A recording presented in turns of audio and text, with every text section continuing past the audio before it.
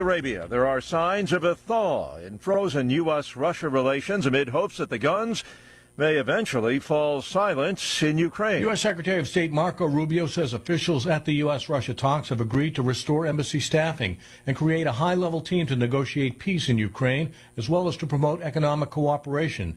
He said actions over the last several years have reduced both countries' diplomatic missions and their ability to operate. He said, quote, "We're going to need to have more vibrant diplomatic missions that are able to function normally in order to be able to continue these conduits," unquote. George Williams reporting. And no date set just yet for a meeting of Presidents Trump and Putin.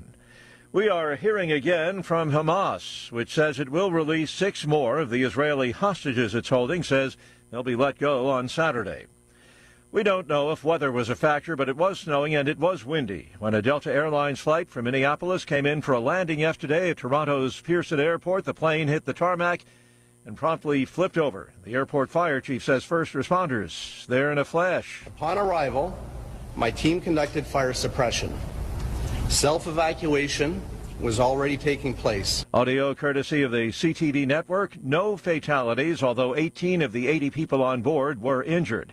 The Senate could vote as early as tonight on a Trump agenda mega bill. As Republicans make use of what's known as the reconciliation process, Democrats won't be able to filibuster the bill, but are expected to subject the contents to long debate. They'll also introduce a long string of amendments that require votes. The bill includes $175 billion for the border and $150 billion for defense. Bob Agnew reporting. And ahead of this morning's opening bell on Wall Street, the Dow futures are up 80 points. NASDAQ futures ahead 110. More on these stories at townhall.com. A new president is sworn in. America's greatness is being restored. And there's breaking news every minute. Now, tens of millions of Americans are turning off Fox and CNN and tuning in to Newsmax for the breaking information they really need to know. Reuters Institute says Newsmax is one of the top news brands in America. Find it yourself on all major cable systems and on your TV or smartphone store. Just download the Newsmax app for free and start watching. You'll get great shows with Rob Schmidt, Greta Van Susteren, Rob Finnerty, and Carl Higbee, and more. Find out why millions of Americans have made the switch. Even President Trump says Newsmax is terrific, and he's watching.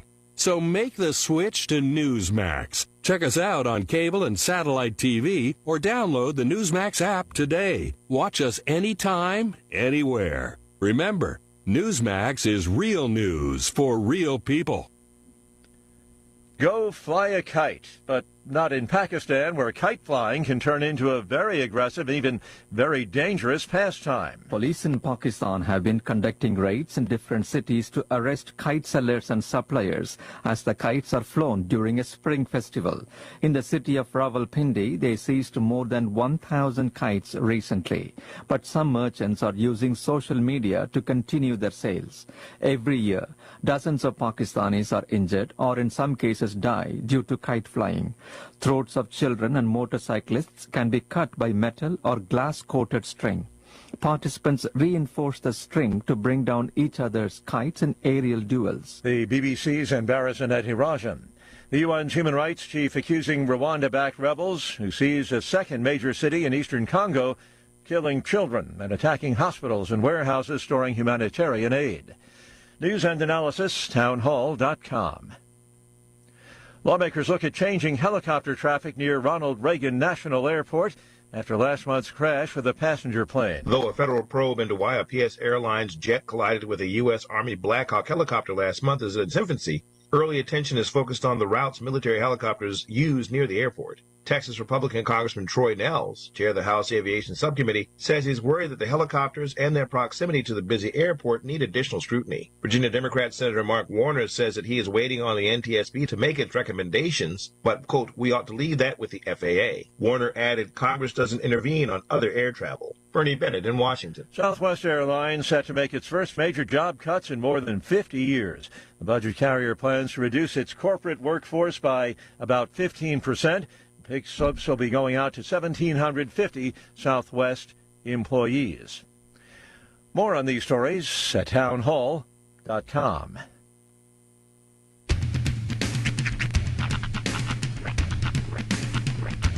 What in the wide, wide world of sports is going on here?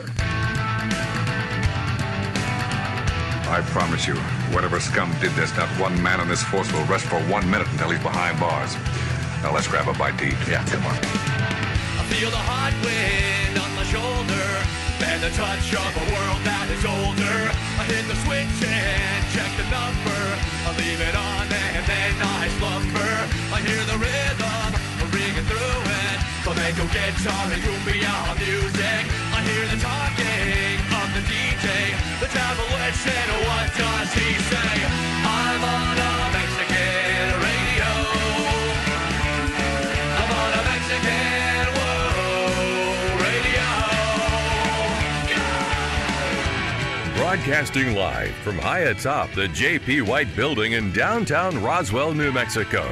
It's Mornings with Mike Winters on 106.5 Roswell's Talk FM. Is that what I sound like when I talk? Now, here's your host, Mike Winters. And good morning, one and all. Welcome to Mornings with Mike Winters. I am he. That would be me, Mike Winters. Happy Tuesday, everybody. Yeah, I hope your Tuesday's going well as we get into a definitely colder phase of the week. Yeah, it was downright chilly this morning. That wind was biting. Yeah, it's a balmy 26 right now. -3 Celsius for those playing in the centigrade. See, this is where Celsius messes me up, is when you get into the minuses. Yeah. Because I know 32 for us is 0 for those people. But when you're like pitching temperatures, you're like, temperatures of -35 degrees. It's like -2. It's like, I know that's still bad, but Celsius makes it sound so much worse than the negatives. I always got me with the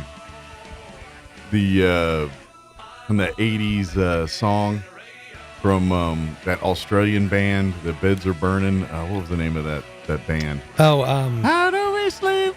We literally have this conversation like once every 2 months. I know. Outfield? No. Hang on, Beds Are Burning. Hang on. Oh, what was the name of that? Stupid? I'm looking it up. They had like Hold that on. hit and like one other Midnight hit. Oil. Midnight Oil. Thank you. Yep. But they always had that one line about the desert. That West Coast desert lives and breathes in 45 degrees. And I was like, that's not that warm. And then I was like, oh, it's centigrade. Centigrade, which is awful. Yeah. Yeah, but that's the thing. It's like Celsius makes everything sound not so bad in the positives, but it's awful. And then horrific in the negatives, and it's not that bad. Yeah. Leave it to the Brits. Speaking of Australia, I watched, that show Alone?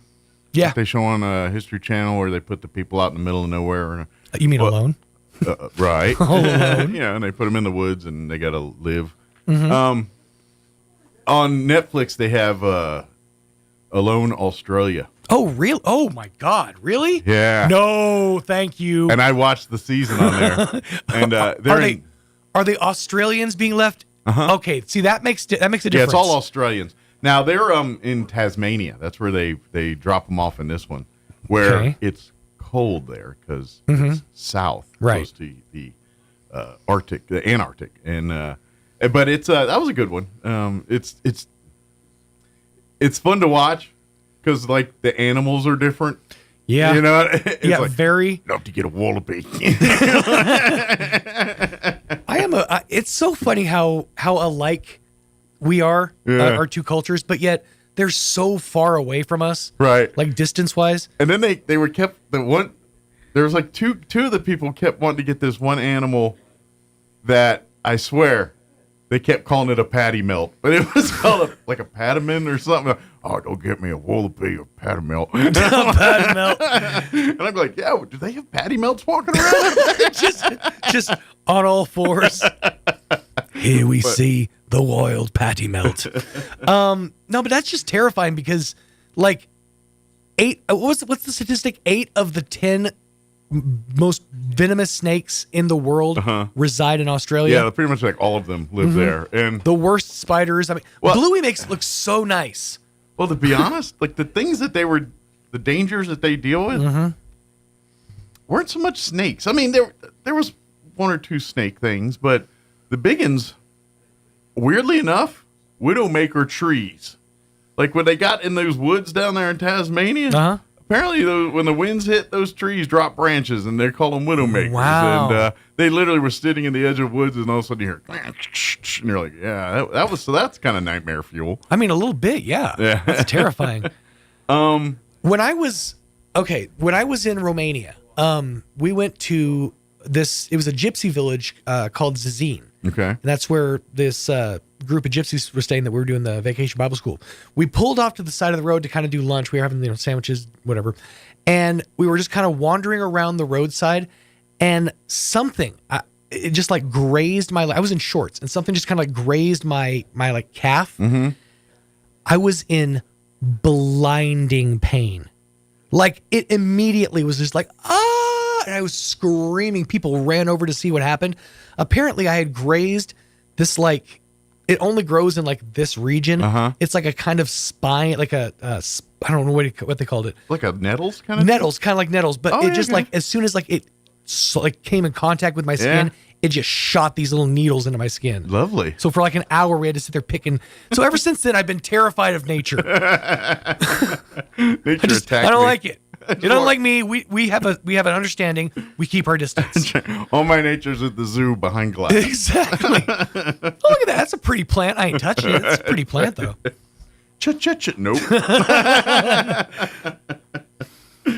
Yeah, I could get that. So when the plants start attacking you for no reason. Yeah, exactly. That's like me and horseback riding. After that time, I got sent through a barbed wire fence and thrown off, and I was like, you know what? Me and horseback riding aren't supposed to happen. We're just not meant to be. Cars.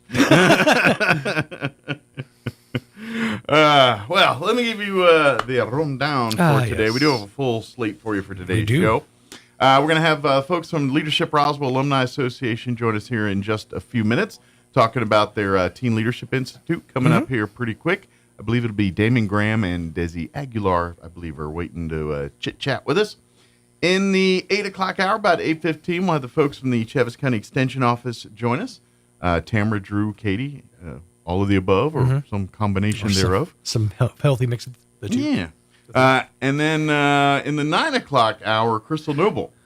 She had to reschedule. She has commitments later this week. She's going to join us in the 9 o'clock hour today to give us an update what's happening at the Humane Society. Last time we talked, they were dealing with a distemper outbreak, so dogs and stuff.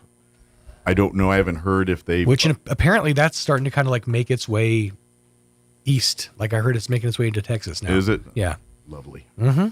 But we'll get an update on all that from her and what they got going on at the thrift store and all that good stuff. And then, of course, we'll have all of your newses of the local, national, and all those varieties. Real quick before we go, it just nothing related, but I just wanted to share it because you know what got me obsessed a little bit yesterday? What's that? And I didn't mean to. I just went down a rabbit hole. Is, of course, they had a lot of the Saturday Night Live special clips, and so I was watching the various clips. I didn't see the thing, but because it's Saturday Night Live, I was like, I'll get all the good stuff online. They put pretty much all the good the good stuff on YouTube. So I figured, why waste 3 hours when I could knock it out in about 15 minutes tomorrow? It's the experience of being there live, man. Knowing you're experiencing it with everybody else. Never got that with SNL. Plus, they cut out all the if there's like a wardrobe malfunction, they're gonna cut that out for the YouTube clip. If you're watching live, oh buddy, not in Twitter, bro. You might get to see some shoulder blade. Nah, they bring it on the dark web. But the thing that got me was they did this thing called Glambot. That was like, and it's basically like a camera. You know how you go to like one of these events and they have like a camera and it goes around you and do something and it does a thing. They had one of those there. And so I guess they just kept feeding celebrities through that thing. So if you go on Twitter and do do a hashtag Glambot, you could like find like oodles of celebrities. You mean the little slow motion thing they were doing? Yeah, okay, yeah. Kevin Costner did one little pistol thing, and I think Pedro Pascal did some kind of thing, and then they had a few actors do the swirly, sexy look thing, and But I just saw, I don't know why, but I was like, I want to see more celebrities just doing this. I don't know why. It was just fun to watch for 15 minutes. It's like being on a fly on the wall in the photo booth. Yeah. You know? Well, it kind of made me feel like who's gonna, because a couple be like, oh, they're doing flips and cartwheels, like they athletic, And so I don't know. And then you just see old guys standing there looking suave, They started doing that a couple of seasons ago, and actually they've been doing this for a little while. But that one, you know how they do like the interstitial like come back from break, and it's just like the celebrities just sitting there. Well, then they have those ones where it's like they're sitting there, and then they just start moving. Have you seen what I'm talking about? No, I don't think I've seen it. It's like they come back from break, and it's just like it'll have like David Bowie or something just sitting here like this, and then he just sort of like moves his head. Ugh. It's weird. It's very off-putting, but it's an SNL thing. They actually might have done it since the beginning, but I don't remember. It's very off-putting. I'll have to find out what they call it. I was going to blame Harry Potter. It's just it's not a comfortable. It's like they took 16 photos and then they just like pieced them together animation style. Mm-hmm. But it's very like 80s Take on Me style animation. Gumby Bowie. Gumbowie. Gumbowie. Sounds delicious. Doesn't it? All right, it is 7:15. Now 7:16. Let us get you up to date on the weather. I'm meteorologist Steve Hamilton with your Pecos Valley weather. Fairly cool for the next couple of days. A mix of sun and clouds for Roswell today. We'll hit about 50. Warmer in Carlsbad, though. We'll be in the low 60s with sunshine, upper 50s, and sunny in Artesia. Overnight, a few clouds, and we'll dip into the low 20s, and then sunshine and quite a bit cooler on Wednesday. We'll stay at about 40 to 45 on the afternoon high. Cooler Thursday. I'm meteorologist Steve Hamilton, and that's your latest forecast. Thank you, Steve. Currently 26 degrees here in Roswell. Humidity is at 66% with winds a little breezy out of the north at 18 miles per hour. We are looking at 51 for a high today. We were 70 yesterday, so we are dropping about 20 degrees from yesterday to today. Mostly cloudy, although I would give it a partly cloudy at the moment. High of 51 with winds out of the northeast at around 10 miles per hour. For tonight, it's going to be chilly. Excuse me. Mostly clear. Overnight low of 19 degrees. Winds will be out of the east at around 5 miles per hour. By the way, I got word. Jocelyn was telling me this morning they will be opening up the warming center tonight and through the rest of the week, through this weekend. For homeless and all that. They will be serving food through Food Not Bombs, and so if you'd like anybody out there got some extra food to donate, they'll be distributing it all week long out at the warming center for folks. So get a hold of the Food Not Bombs. You'll find it Food Not Bombs Roswell Facebook page. You can reach out to that, and of course through I think the Community Disaster Relief Facebook page. You can learn more information about the warming center hours and all that kind of stuff. But I did find out this morning, due to these 19-degree temps overnight, they will be opening the rest of this week, I believe through the weekend here. So if you can help out, that'd be a good thing. But 19 for an overnight low tonight. Tomorrow, Wednesday, we're looking at a high of 42 under sunny skies. Southeast winds 5 to 10 miles per hour. Wednesday night, partly cloudy, overnight low of 18 degrees. South winds 5 to 10 miles per hour. Thursday, partly cloudy. We're not even getting to 40 according to that. 39, the official high for Thursday. South winds 10 to 15 miles per hour. Thursday night, mostly cloudy. Overnight low of 19. For Friday, we're looking at partly cloudy. 46 for a high. Friday night, partly cloudy. Overnight low of 23.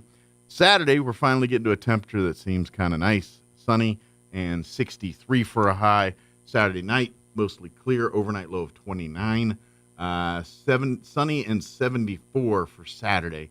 And then Sunday night's first night this week, the rest of this week, that will be above freezing, 36 overnight low there. And then Monday next week, they're pushing 80. So who knew? 39 on Thursday, 80 on Monday. Welcome to New Mexico. All right, 7:19, we're going to take a 4-minute break, and then we're going to talk with Damon and Desi from Leadership Roswell Alumni Association, talking about Teen Leadership Institute coming up here pretty quick. Don't go away. Do you know what the hardest part of dealing with the roofer is? Just trying to get them on the phone. Jennifer here from Trustmark Roofing, and I want you to know that you can always trust Trustmark Roofing to answer our phone.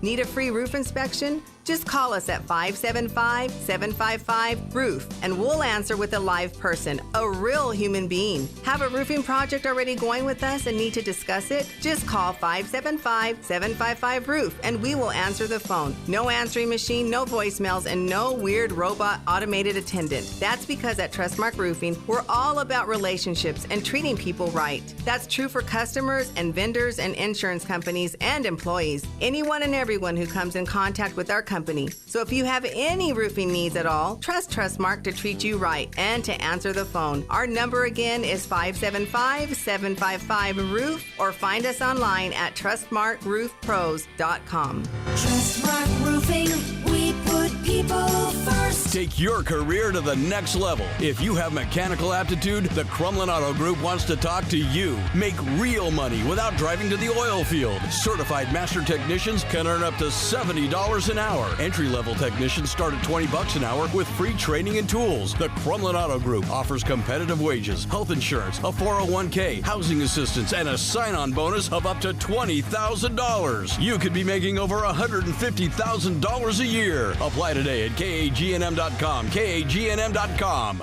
When you stick with Block, everyone's a winner. Weekly prizes and giveaways like a Samsung 65-inch 4K Smart TV to be giving away on February 21st. Your Roswell, New Mexico H&R Block wants to help those affected by the recent flooding that affected our beautiful city. We are offering a discount to any tax filers claiming a casualty loss deduction this season. Please give us a call at 575-622-5455 or stop by our new location at 701 South Main. H&R Block has got you covered. Hi, I'm Chef Anthony Noble at the Valley Cafe located at 801 West Brasher in Roswell. We want to welcome you for dinner 5 to 8 p.m. weekdays, except Wednesday we close at 2 p.m. If you haven't tried our food yet, I hope you come try one of our dinner entrees, pasta, soups, salads, burgers, and sandwiches, and our weekly specials as well. Let me make you great dinner. Visit the Valley Cafe at 801 West Brasher, the Orange Building across from Church on the Move in Roswell. Can't see us in person? Find our full menu on DoorDash, Grubhub, and Uber Eats.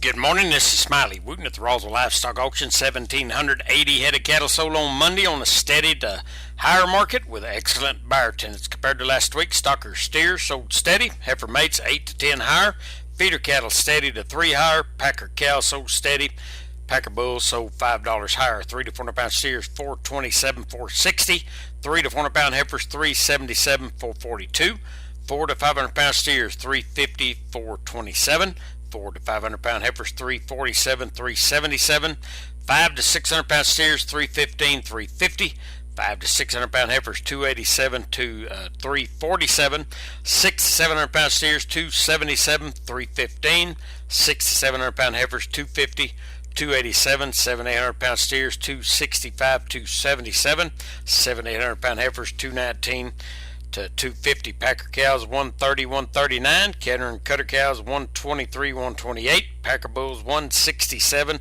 $175, feeder bulls $155, $158, top half the cow-calf pairs $2,300 to $2,700 per pair, top half the bred cows $2,000 to $2,300 per head. Don't forget the 34th annual Roswell Brangus Bull and Female Sale coming up this Saturday. Sale time 11 a.m. We do appreciate the business. This is Smiley Wooten, Roswell Livestock Auction. The octopus and the squid both have 3 hearts. That's why they eat so many Tums. Here's Mike Winters. And good morning. It is 23 minutes after 7 o'clock. And joining us in the studio this morning from the Leadership Roswell Alumni Association, Damon Graham and Desi Aguilar back with us. Been a minute. Back with us. Good morning, gentlemen. We're back. Good morning, Mike. How y'all doing this morning? All is well on my end. Good deal. Monday on a Tuesday, but you know what? You got to hit it head on. Well, some weeks you have 5 Mondays. Yeah, and some days you get 5 Fridays. So you take the good with the bad here. Exactly. But it's all good. Yeah. Before we talk about teen leadership and the events coming up here, let's talk a little bit about what Leadership Roswell Alumni Association is. And, of course, anybody that's listened to this show for any regular period of time is probably familiar with the Leadership Roswell program that's run through the Roswell Chamber of Commerce. It's a program that's actually class going on right now, where every year they have approximately 30 students from Chavez County area that it's learn leadership, but also kind of learn the community, learn how the sausage is made, learning, networking and getting to meet business leaders, political leaders, nonprofit leaders, various community leaders, and just seeing how we could all do our part to make our community a better place. That's really what the program's about. Well, once you graduate from that, then you're a member of the alumni. And the Alumni Association, they support the Leadership Roswell program, through various raising money for scholarships for folks and things like that. But one of the, it's also a service organization within and of itself. And one of the tentpole projects that the Alumni Association does is the Teen Leadership Institute, which is an annual program that, how many years now, Desi, has it been? I mean, more than I can count. 20-something? It officially, I believe it started in 98. Okay. Oh, geez. Or it may have been 2005. I don't remember, but... either way, it's got about at least 20 years on us. It has been. I've personally been involved with it since 2017. Okay. And it's continually grown year over year. Well, and it's a great program, and it's geared for not only for high school juniors and seniors, and it's really and over the years it's evolved. It's been a 1 day, a 2 day. I think it's been as many as a 3 day. We're back to the 2 day. It's been, like you said, it's progressed. We've kind of hit, in my mind, kind of a sweet spot with the 2 day. Yeah. Because if you go any longer than that, then their focus just isn't there. Sure. And it is a bigger commitment. Like, generally speaking, the youth involved in this are very active folks. They're well-rounded individuals for the most part.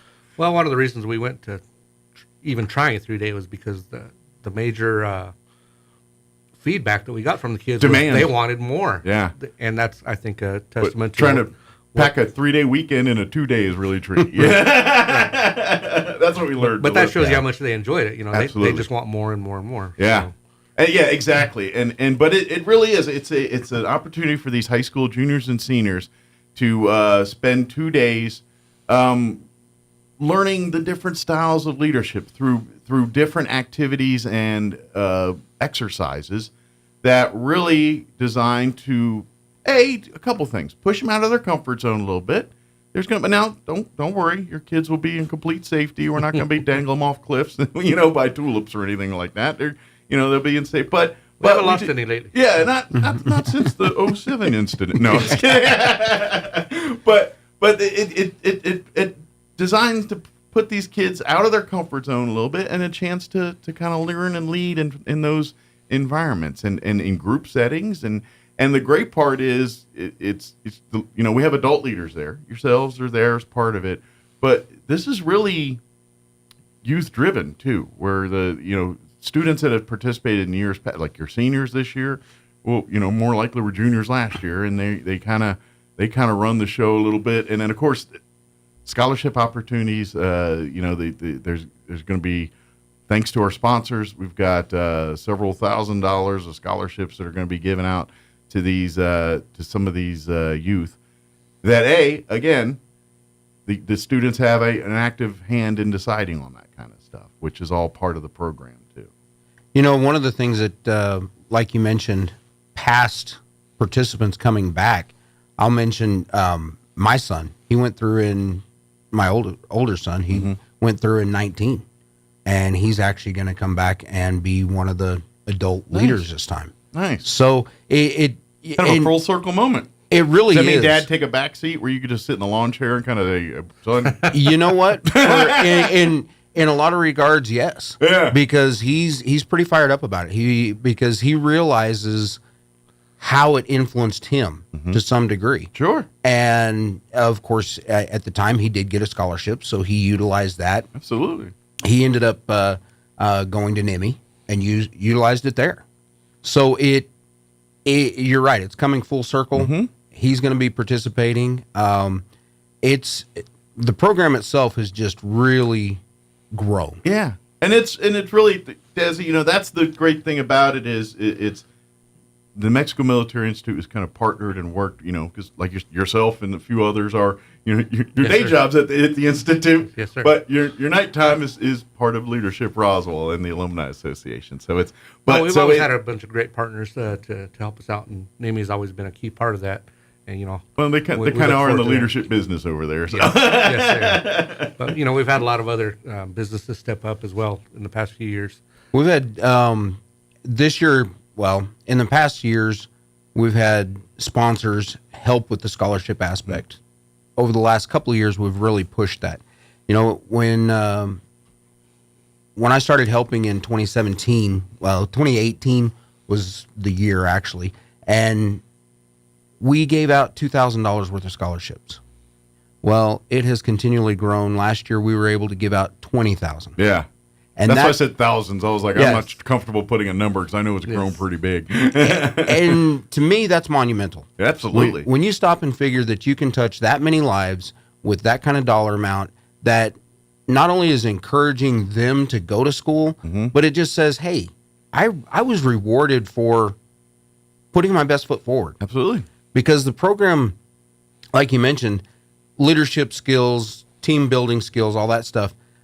But when you really stop and look at it, what it's doing is it's developing internally. And it's helping them, we are helping to pull out and extract these leadership skills from them. Sure. And at the end of it, when they get the scholarship, it's just icing on the cake. Because most of them almost all of them come back and say, you know what, even if you weren't given a scholarship, we would come back and do this again. The information, the experience was worth. The feedback we get from these kids, at the end of it, we take little surveys and say, what did you like, what did you not, and it's just almost always positive because these kids are gaining not just the monetary aspect of it, but the experience they have. The feels like lifelong friendship sometimes. Yeah, exactly, they're making connections with people. Absolutely, and this is something that now. Three of us were around the same age group, give or take a couple of years. We kind of experienced life through the same lens, Whereas the folks that are going through teen leadership today live a different life than we did. We were the ride your bikes, go outside and play, come back when the street light comes home on generation. That's water hose. us. Yeah. That's our generation. These kids aren't coming from that generation. They come from the world of the phones, the digital. Interpersonal communication is not something that comes into play every day. And so the fact that these kids are pretty much, face to face for 2 days, right, having to talk, having to negotiate, having to deal with emotions, because that's, they're putting them in situations where they got to solve a problem and someone's going to have an idea. There's going to be the bullheads are going to, and then you got you got to have that head bash. You got to have that inner exchange. And so that's valuable lessons that they're solving, if you could, I think this, we talk about all the valuable things, leadership and all that. If nothing else, I think it gives you that communication skill and problem solving skills in a group setting. And if you can navigate those skill sets, they will serve you well no matter where you go the rest of your life. If you have the ability to get people on the same page, even when they didn't come from the same page, what's the man in the land of the blind? The man with one eye is king. You're the guy with one eye in this situation. and it's so true because the team building aspect, being able to recognize the attributes of the people you're associated with and how they can plug into fixing or achieving the ultimate goal. Absolutely. I mean, that's an invaluable skill because when, you talk to people every day, and utilizing that promotionally is golden. You can solve a lot of problems with a conversation. That's all I'm saying. And unfortunately, we live in a generation where we're used to looking at screens and bubbles and not talking to a face-to-face. And we're losing that skill set a little bit. We need to make it because I don't care how the future goes, you're going to need to see a person in face-to-face at some point, and you got to have that ability.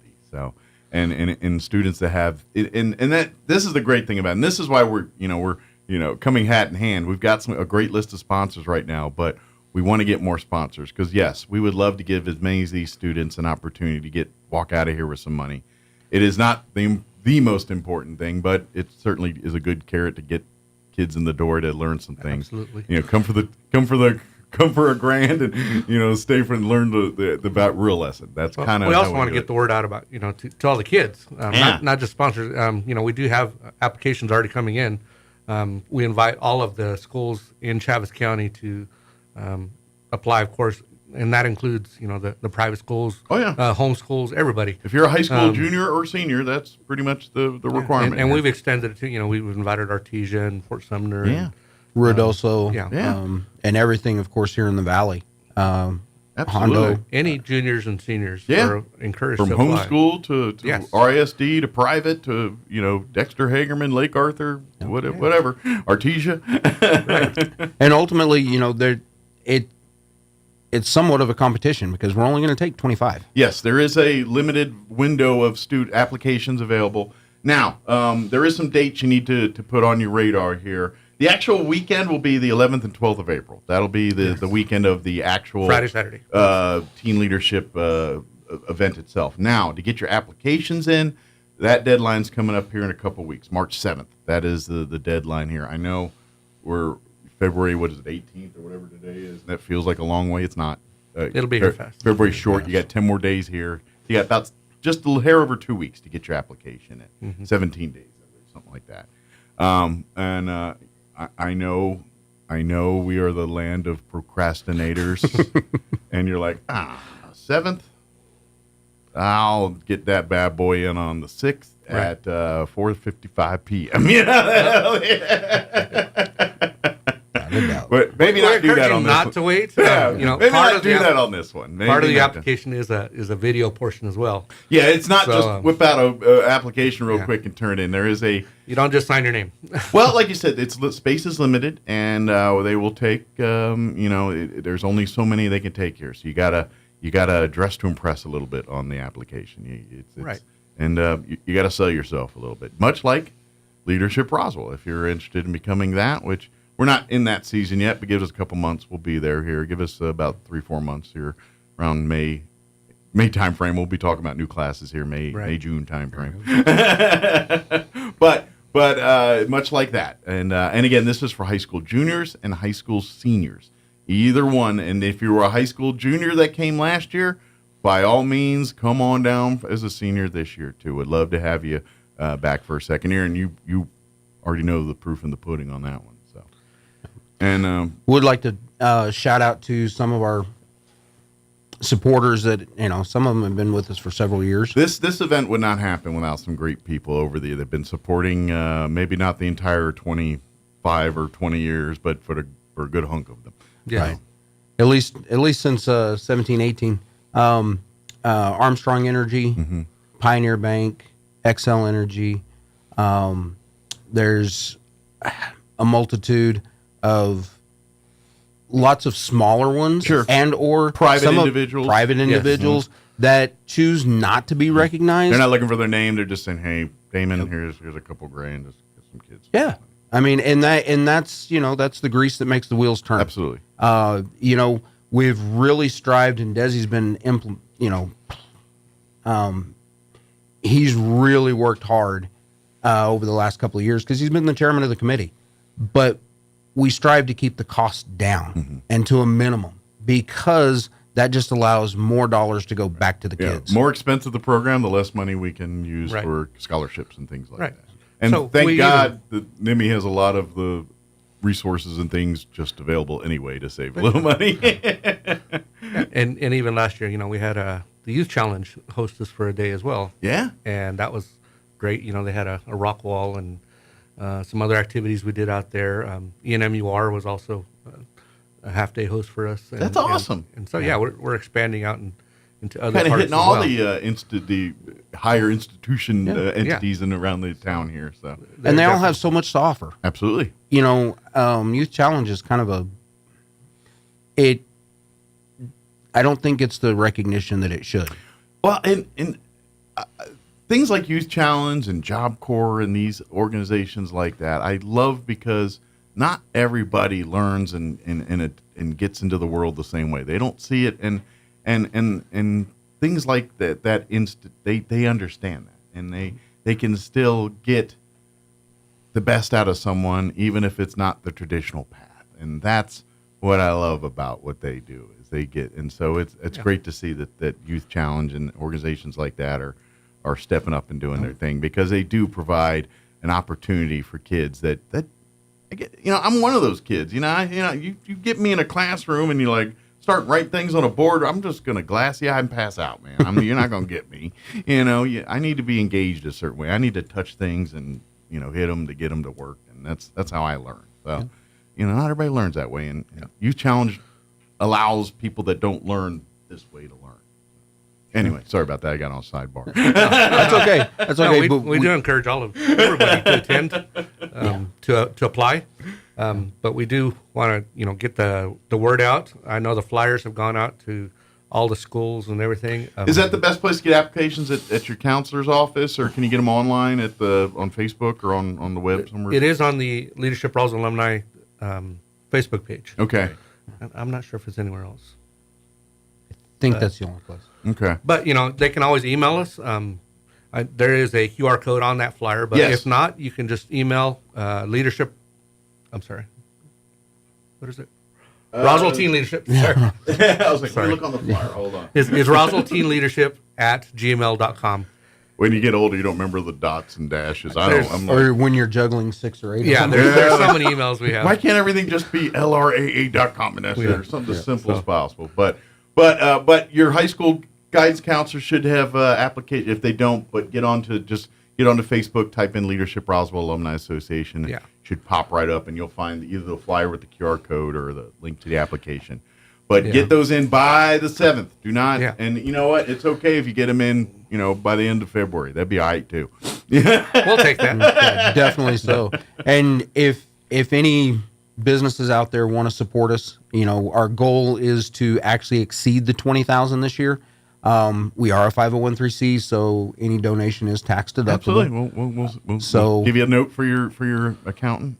Most definitely. And if you're out there and you want to sponsor or help us with expenses or donate something, certainly reach out. Even if it's not a monetary thing, I know we've had some restaurants want to donate some food or something like that. They're high school juniors and seniors. They eat a lot. Yeah, and they you can sponsor some snacks or something. If Absolutely, you want. So we'll take that.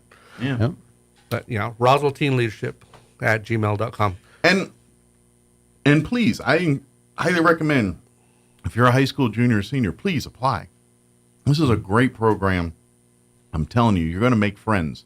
You don't realize it. Hang out with these other peers for 2 days, you're going to make friends that you're literally 20 years from now probably going to stay in touch with, especially in the world of social media where you can kind of stay in touch with everybody now.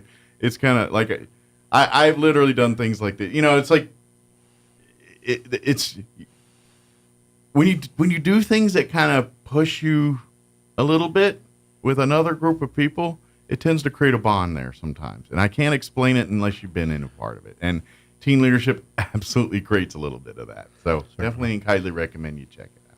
Yeah, juniors and seniors. Absolutely. Again, deadline to get your applications in is March 7th. Mark it on your calendars. It'll be the weekend of April 11th and 12th. Those 2 days, Friday and Saturday. Block off all day, both days there for that event. Again, look for Leadership Roswell Alumni Association on Facebook, or you know what, too. If you know a Leadership Roswell alumni, Patrick Smith for all scouting. He's he can get you in touch with. Of course, if you know Desi or Damon here directly, or any leadership alum, they'll steer you in the right direction. Well, and just a quick plug. We are, as the Alumni Association, we're trying to develop a database of all past alum. Mm-hmm. And sometimes the digital age doesn't work in our favor because everybody changes emails sometimes like they, but so if that one's got to me spam, I'm getting a new one. Exactly. Yeah. If you are an alum, please reach out and contact us so that we can, plug you back in. There's committees that you can participate on. The board, of course, we do the team leadership, and then we do the candidate forum, and we have the annual banquet and all those different things. And we're really trying to develop the database. Even if you're not interested in participating, at least get us your contact information so we can put it in the database so we can reach out. Absolutely. And there's different ways to utilize. I mean, like you said, the Leadership Roswell programs are going on for 30 plus years. So there's a lot of alum. And we would love to have, folks, even if it's just to come to the banquets, like when we do when we honor our community leaders and things, to come support to that. Or, certainly if you want to get more actively involved in coming to the meetings or serving on the teen leadership or serving in maybe the candidate forum committees, they'd love to have you there. But even if it's just coming out to the events and supporting a little bit and saying, hey, come out to the banquets, or hey, I can't come physically, but here's $100 for the event or something like that. That would be helpful. So, but reach out to us, and I know, because I know there's a bunch. There's 30 plus years of alumni, and each class is about 30. I'm not a math wizard, but that's like $3,000 alum out there or something like that. So. There's a bunch, and we'd like to get back in contact with as many as possible because many hands make light work. Absolutely. And being able to plug them in to the teen leadership would be great because there's a lot of untapped, thoughts and ideas and everything out there that can help develop it. And let's face it, these kids that have been doing this that you're going to be seeing out on the 11th and 12th. Some of these kids will go on to other parts of life and go on the world, but some of these kids are going to be your next mayors. They're going to be your next county commissioners. They're going to be your next president of the college. They're going to be the next head honcho of Leprino, whatever, major industry. These are going to be those folks that are going to be running the show when we're all sitting over in the nursing home complaining about everything. Nursing home's going to be weird with Metallica blaring in there here in about 10 years. Why is that weird? I mean, but you know what I mean. It'd be like, smells funny, but Metallica's playing. So much pudding. But but anyway, please, we would love to have you support and get and of course, if you want to learn more about Leadership Roswell and things, please don't hesitate to reach out. There's a bunch of alumni that'd be happy to talk to you about. Absolutely. Good deal. Did we get it all? Anything we missed? I think so. Yeah.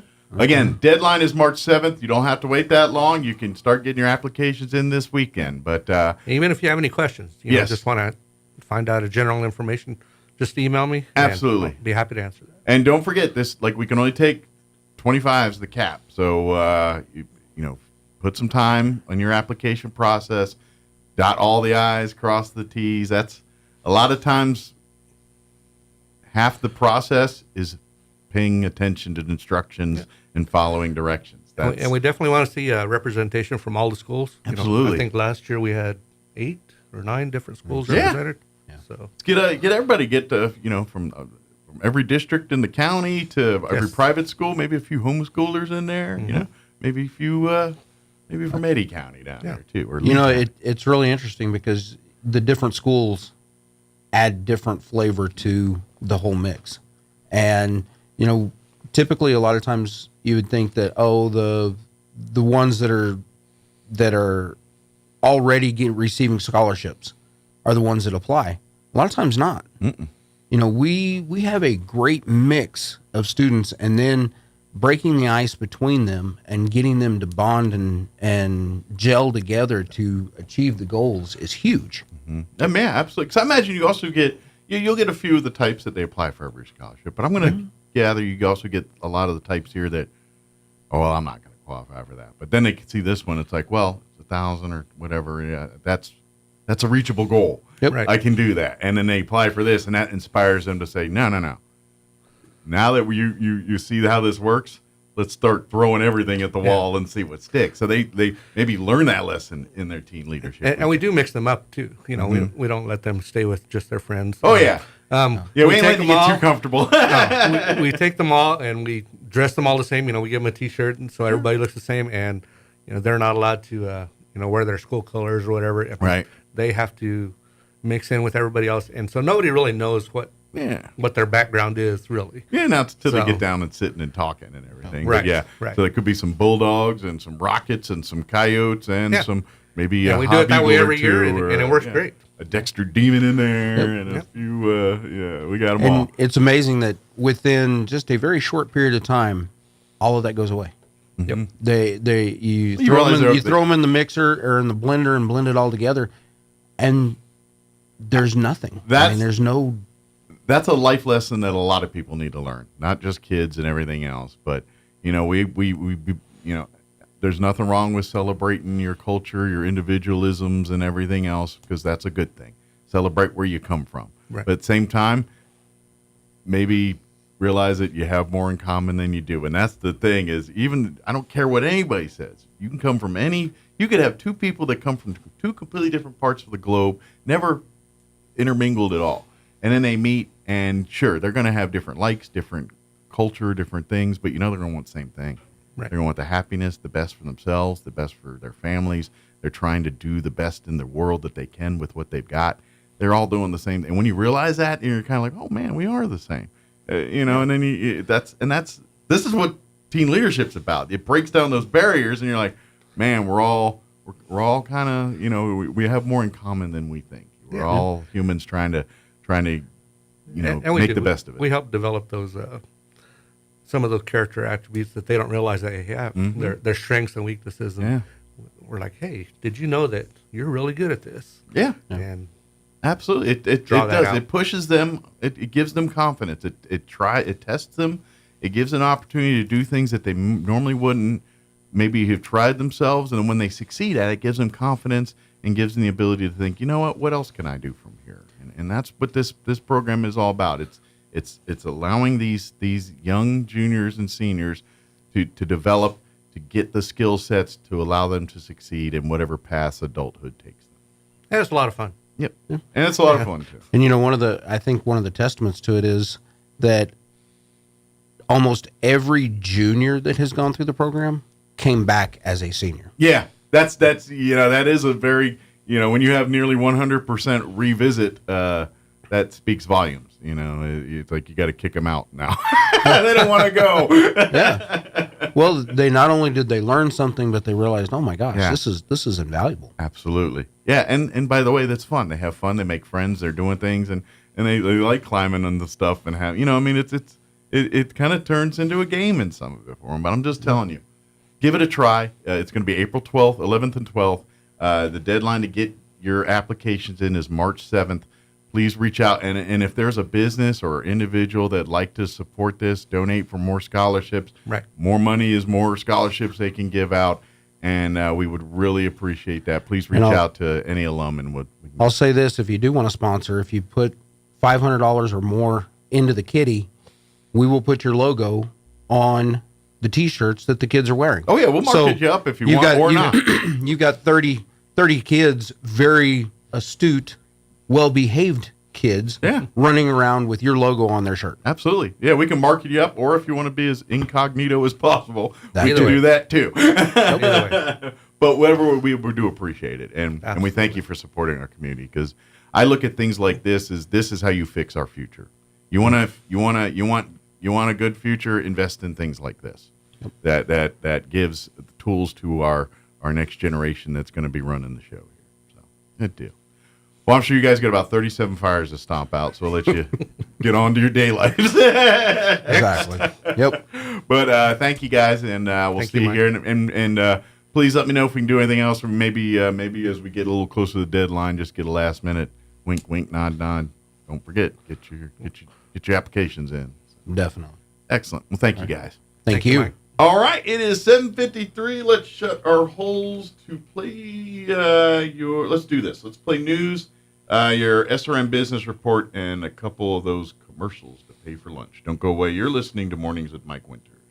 Now for your Pecos Valley news update, I'm Jared Sorello.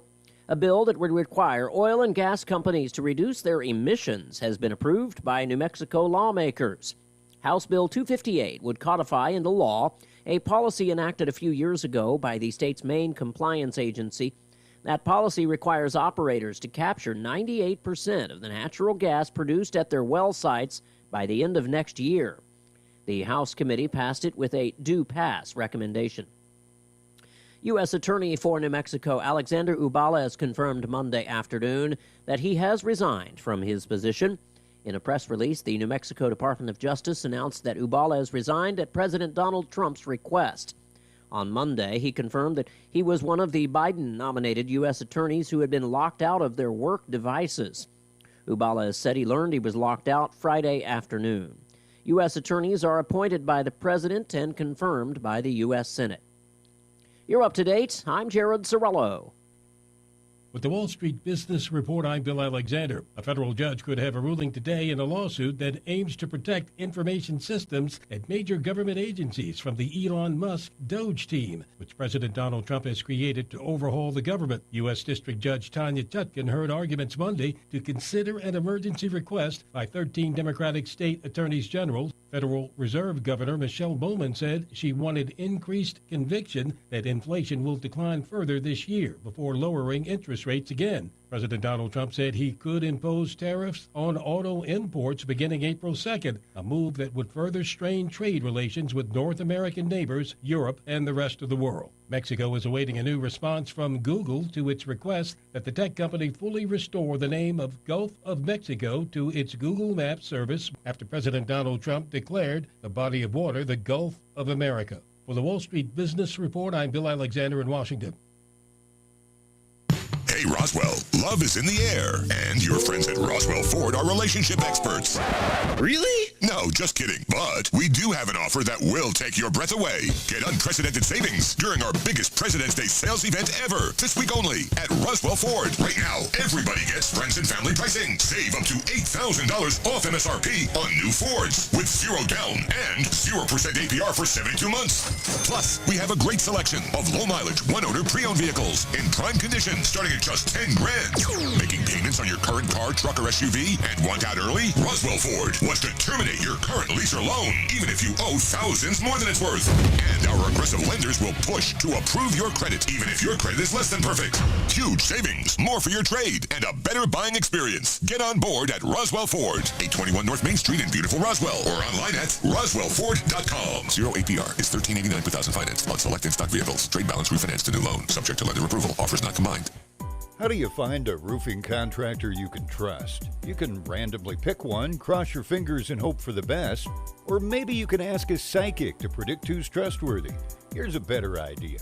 Choose one who prefers using America's most trusted roofing brand, Owens Corning. And rest easy, because Owens Corning screens their contractors for reliability, professionalism, and customer service. Why take any chances? Owens Corning, trusted contractors, proven products. For an Owens Corning preferred contractor, visit owenscorning.com/roofing. For a free estimate, give Do Right Roofing a call today, 575-623-2273. Find them fast in names and numbers. Injury, surgery, or illness can set you back, but you don't have to recover alone. At Artesia General Hospital, our rehabilitation services team provides physical, occupational, and speech therapy to help you regain strength, mobility, and confidence. Take the next step toward recovery. Call 575-736-8174 today to schedule an appointment and get back to living life to the fullest.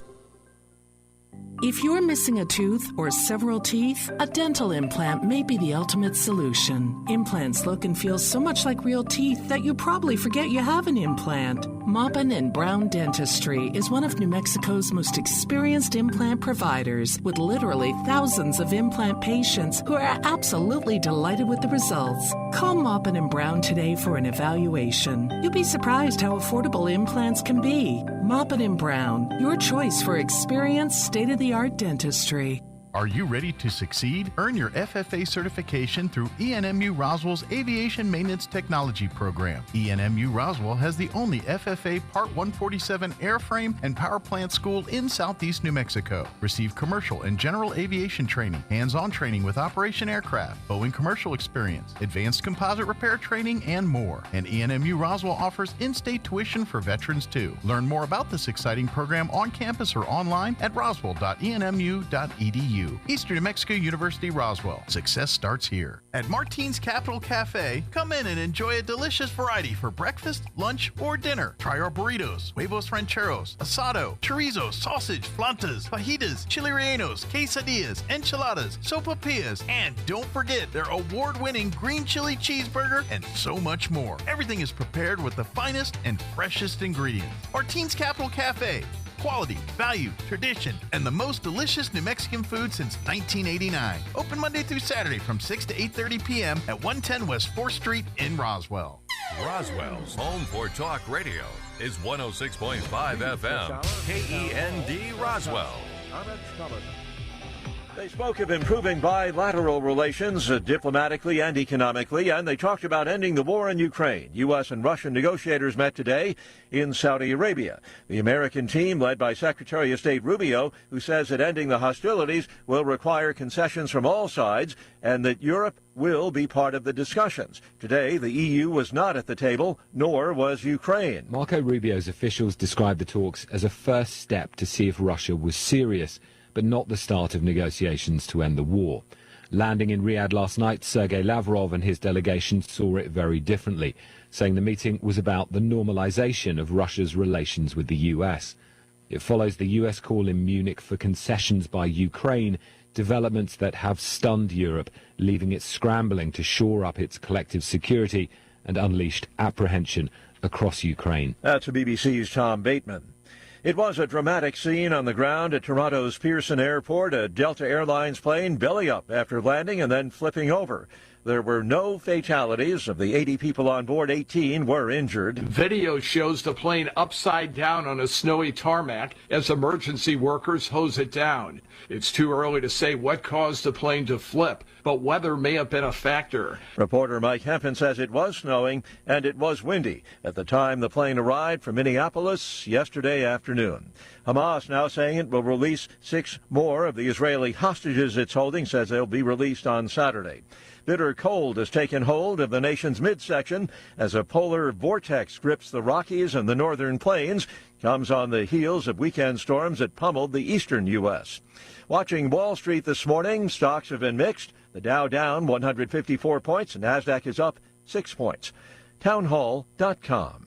Here's an important message from the Diabetes Solution Center. Do you like pricking your fingers to test your blood sugar levels? No one does, but it's important to maintain your health. And now, by wearing a small remote device called a continuous glucose monitor, or CGM, you don't need to prick your fingers anymore. It's easy to use and helps you make more accurate diabetes treatment decisions. If you are testing your blood sugar 3 or more times daily, injecting insulin, or using an insulin pump, call the Diabetes Solution Center right now. And if you have Medicare or most major insurance coverage, you may be able to get a new CGM at little to no out-of-pocket cost. Shipping is free, and we'll even bill your insurance company for you. If you are testing your blood sugar 3 or more times daily, injecting insulin, or using an insulin pump, call the Diabetes Solution Center right now to learn how to end the painful finger sticks and get your own continuous glucose monitor, or CGM, at little to no out-of-pocket cost. You wait long. President Trump's suggestion for the future of Gaza continues to reverberate across the Middle East. We have an update from the Media Line's Felice Friedson. President Donald Trump's blockbuster announcement of his plan to reconstruct the devastated Gaza Strip continues to be the linchpin of fierce debates over the enclave's future. The plan calls for residents to be relocated from Gaza to Jordan and Egypt, while according to the president, beautiful housing will rise from the war-torn ashes. But the plan has a long way to go. Secretary of State Marco Rubio called it a bold break from tired ideas of the past, but leaders of Egypt and Jordan have rejected the idea outright. The Palestinians say they are not going anywhere, and international voices warn that moving the population as planned constitutes war crimes. I'm Felice Friedson, Town Hall News, Jerusalem. News and analysis at themedialine.org and townhall.com.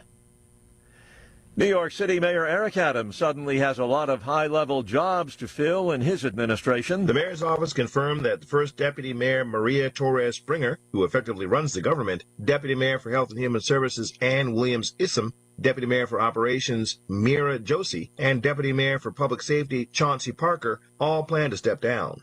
In a statement, the mayor praised the departing officials and said that they would remain in their current roles to assure a seamless transition. Adams is downplaying the turmoil in his administration while arguing that he has remained consistent on immigration and other issues. Bernie Bennett reporting. A former Watergate prosecutor is urging the federal judge presiding over the prosecution of New York Mayor Adams to assign a special counsel to help decide how to handle the Justice Department request to drop the charges against Adams. Attorney Nathaniel Ackerman told the judge that nobody is representing the public's interest in the wake of the Justice Department request. More on these stories at townhall.com.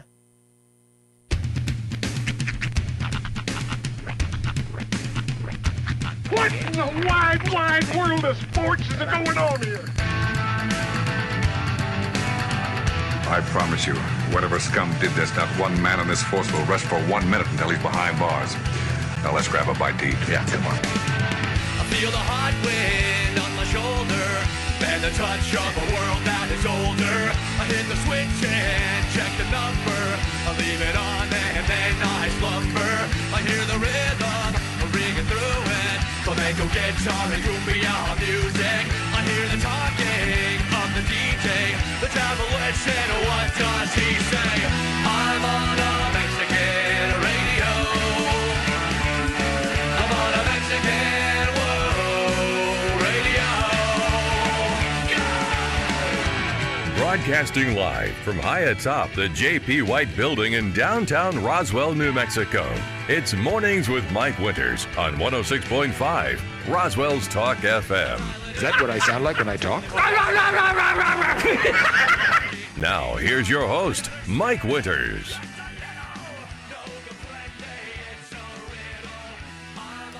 And good morning. It is 6 minutes after 8 o'clock.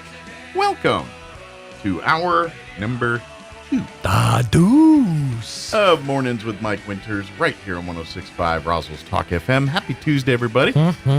Welcome to a Chile day. It is breezy, and that breeze is breezy. Yeah. It is cold out there.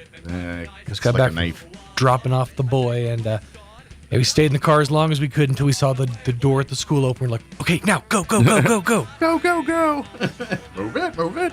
But, yeah, it's a little chilly out. So dress accordingly. Indeed. And the highest day is only going to be like 50. Like, yeah. We ain't seeing warm again until maybe Sunday. Or maybe Saturday. Like 60 Saturday, 70 Sunday. I wore shorts outside on Saturday. Yeah. And it was actually, I felt fine until right about when the sun went down. I'm like, this was a bad idea. Well, it feels pleasant here this morning. Oh, yeah, it's nice. Yeah, I had the heat going. I don't think the heat was going yesterday. Like, I had the heat on, but I don't think the heat was on. It was hadn't warmed up. I think it was because I was freezing all day in this room. Even when I left at whatever 4 o'clock, wherever it was we left, I was freezing. Yeah, which is weird because usually we kind of run hot. Yeah, you know? I was freezing all day yesterday. I was like, I think I turned up to medium, but then I was like, you know what? I think it's just blowing cold air. But today it doesn't seem to be the case. Could the days of Mike's house being cold enough to hang meat in the living room be going? Maybe. Be fading away? Maybe. That's always how it's been when you walk into Mike's house. It's like, it's 68 degrees in here. 68, feeling great. Oh, it feels fantastic on July 3rd. Yeah. But, November 4th, it's a little different. Well, when it's 40 out, it's not bad. But it's always funny, too, because you walk in and it's that cold, but then Mike and Kim are in like 3 layers of sweaters. And I do like to be in a blanket and stuff. Right. I think that's part of it. I like it cold just to wear. For the challenge. Yeah. Just because I like to sleep at cold night. Because I like to put the blankets on. And so I like, if it's hot, I don't sleep. Cold, I sleep. So Yeah, I'm right there with you. Sitting and working in it, no, but sleeping in it and just vegetating in it, yes, I like that. So. But it's going to be one of those weeks. Like I think it's like 40s tomorrow. I think Thursday, like our high is 39. Oh wow! Yeah, and so and the good news is, like earlier this week, I was seeing some of our overnight lows is like 12. I think they're gonna float around 18, 19 the rest of the week. Which it's a small consolation prize. But ain't great. Yeah, but 12 is. And by the way, Jocelyn had mentioned that the warming center will be open each night this week through the weekend, I think, because of these 18, 19 degree overnight lows here. That also means Food Not Bombs will be serving food over there. Good. Nice. During that time. So if anybody's on their regular list of food donations or would like to get on their list of food donations, would like to donate food, they take, if you're a restaurant that's got, leftovers from the night, or maybe you're a Lions or Kiwanis Club meeting, it's got some extra, enchiladas or whatever. What they'll do is they'll just serve it. Yeah. So they'll take it, say, hey, great, thanks. So if you've got that, or if you, a lot of times, even private folks sometimes, folks like myself and my wife who, like, it's just the two of us, but you can't make soup or chili and anything other than like a 6-gallon quantity. Right. So, things like that. But if you do that kind of stuff, that Food Not Bombs, please reach out, Food Not Bombs Roswell on Facebook. You can shoot a message there, and they would be happy to get a hold of you and talk to you about it. And but and they also collect other items too. I know we were asking for sleeping bags and things, and they could still use those things. They're a little harder to come by, I think.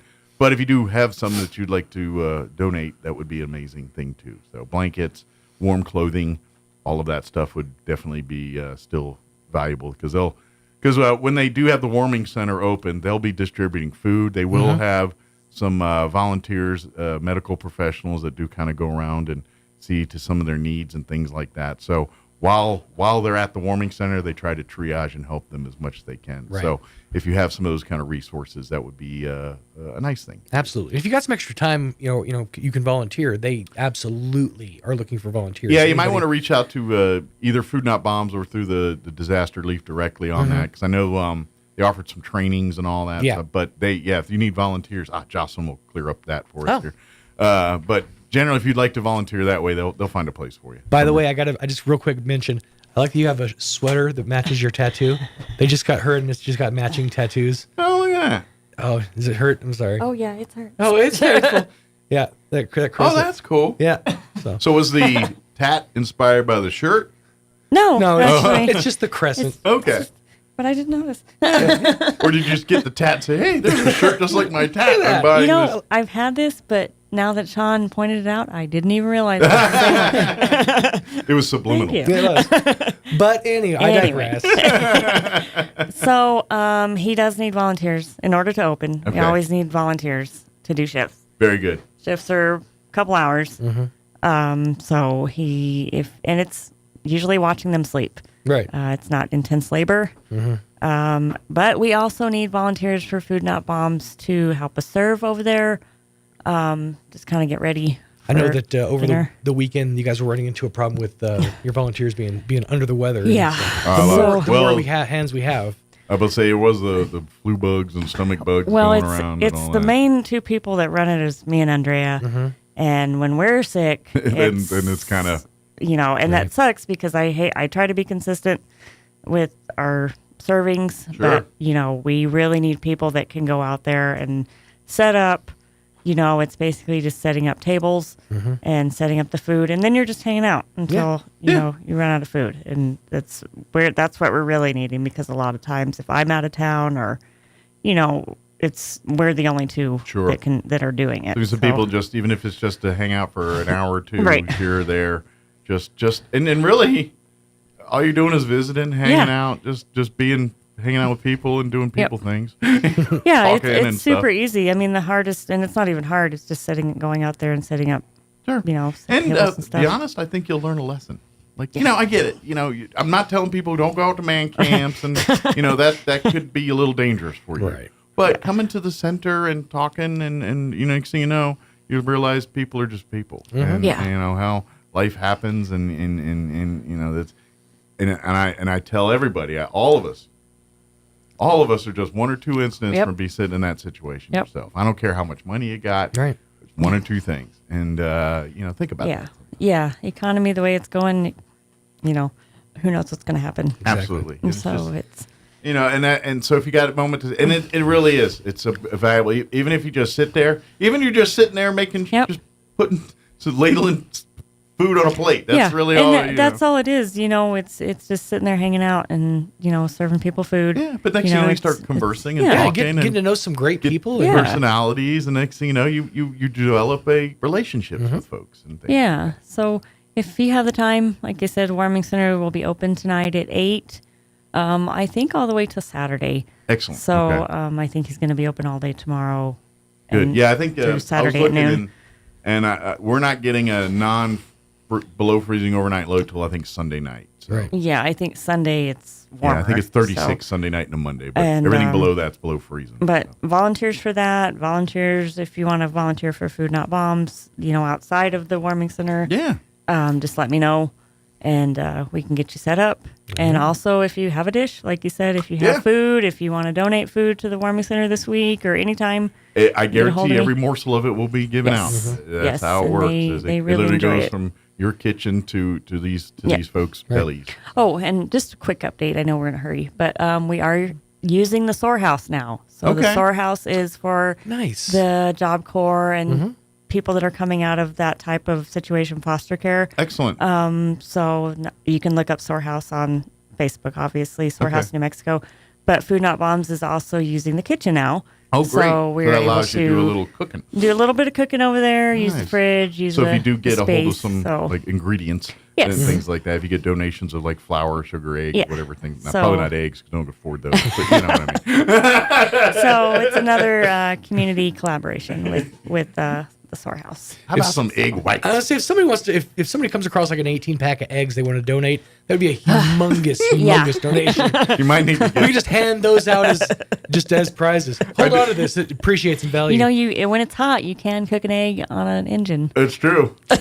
We ain't gonna see that anytime soon. But, in a peach. Maybe in the summer. But I do like those jokes on. I see the meme jokes online where it's like, we actually dropped two eggs this morning cooking breakfast. Claims adjuster's coming over later today.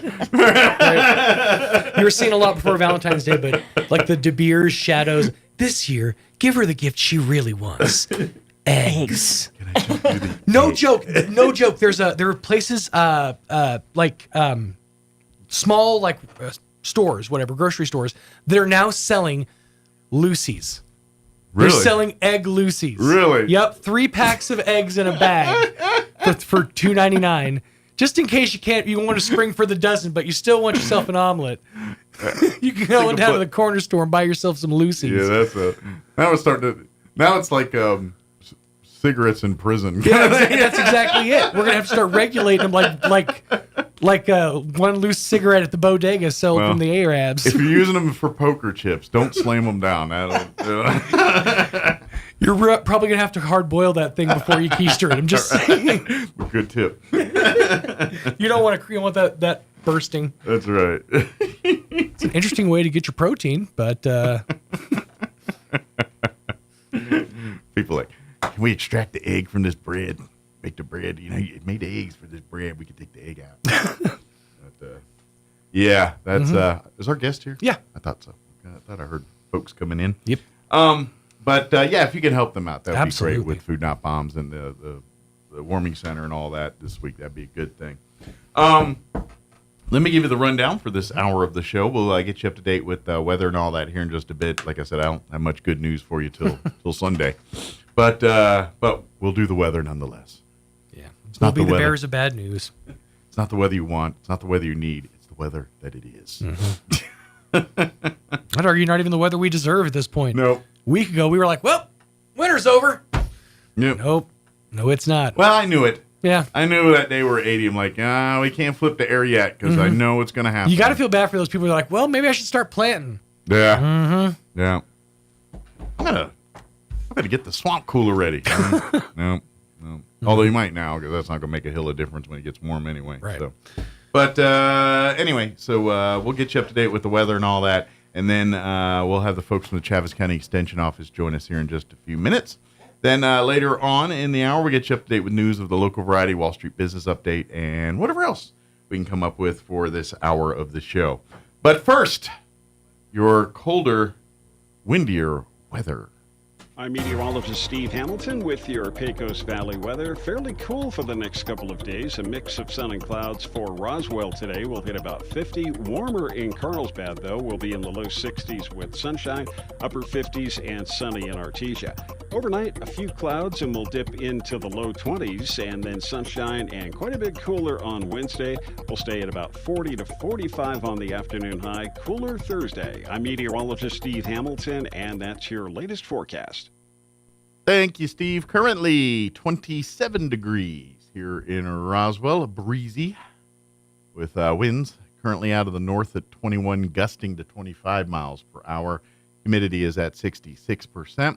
Mostly cloudy today, and 51 are expected high with northeast winds at around 10 miles per hour. Tonight, mostly clear, overnight low of 19. East winds at around 5 miles per hour. Wednesday, sunny, 42 for a high. Southeast winds 5 to 10 miles per hour. Tomorrow night, partly cloudy, overnight low of 18. South winds 5 to 10 miles per hour. Thursday, partly cloudy. We will hit a high of 39 degrees. We're not even getting to 40 on Thursday. South winds 10 to 15 miles per hour. Thursday night, mostly cloudy, overnight low of 19.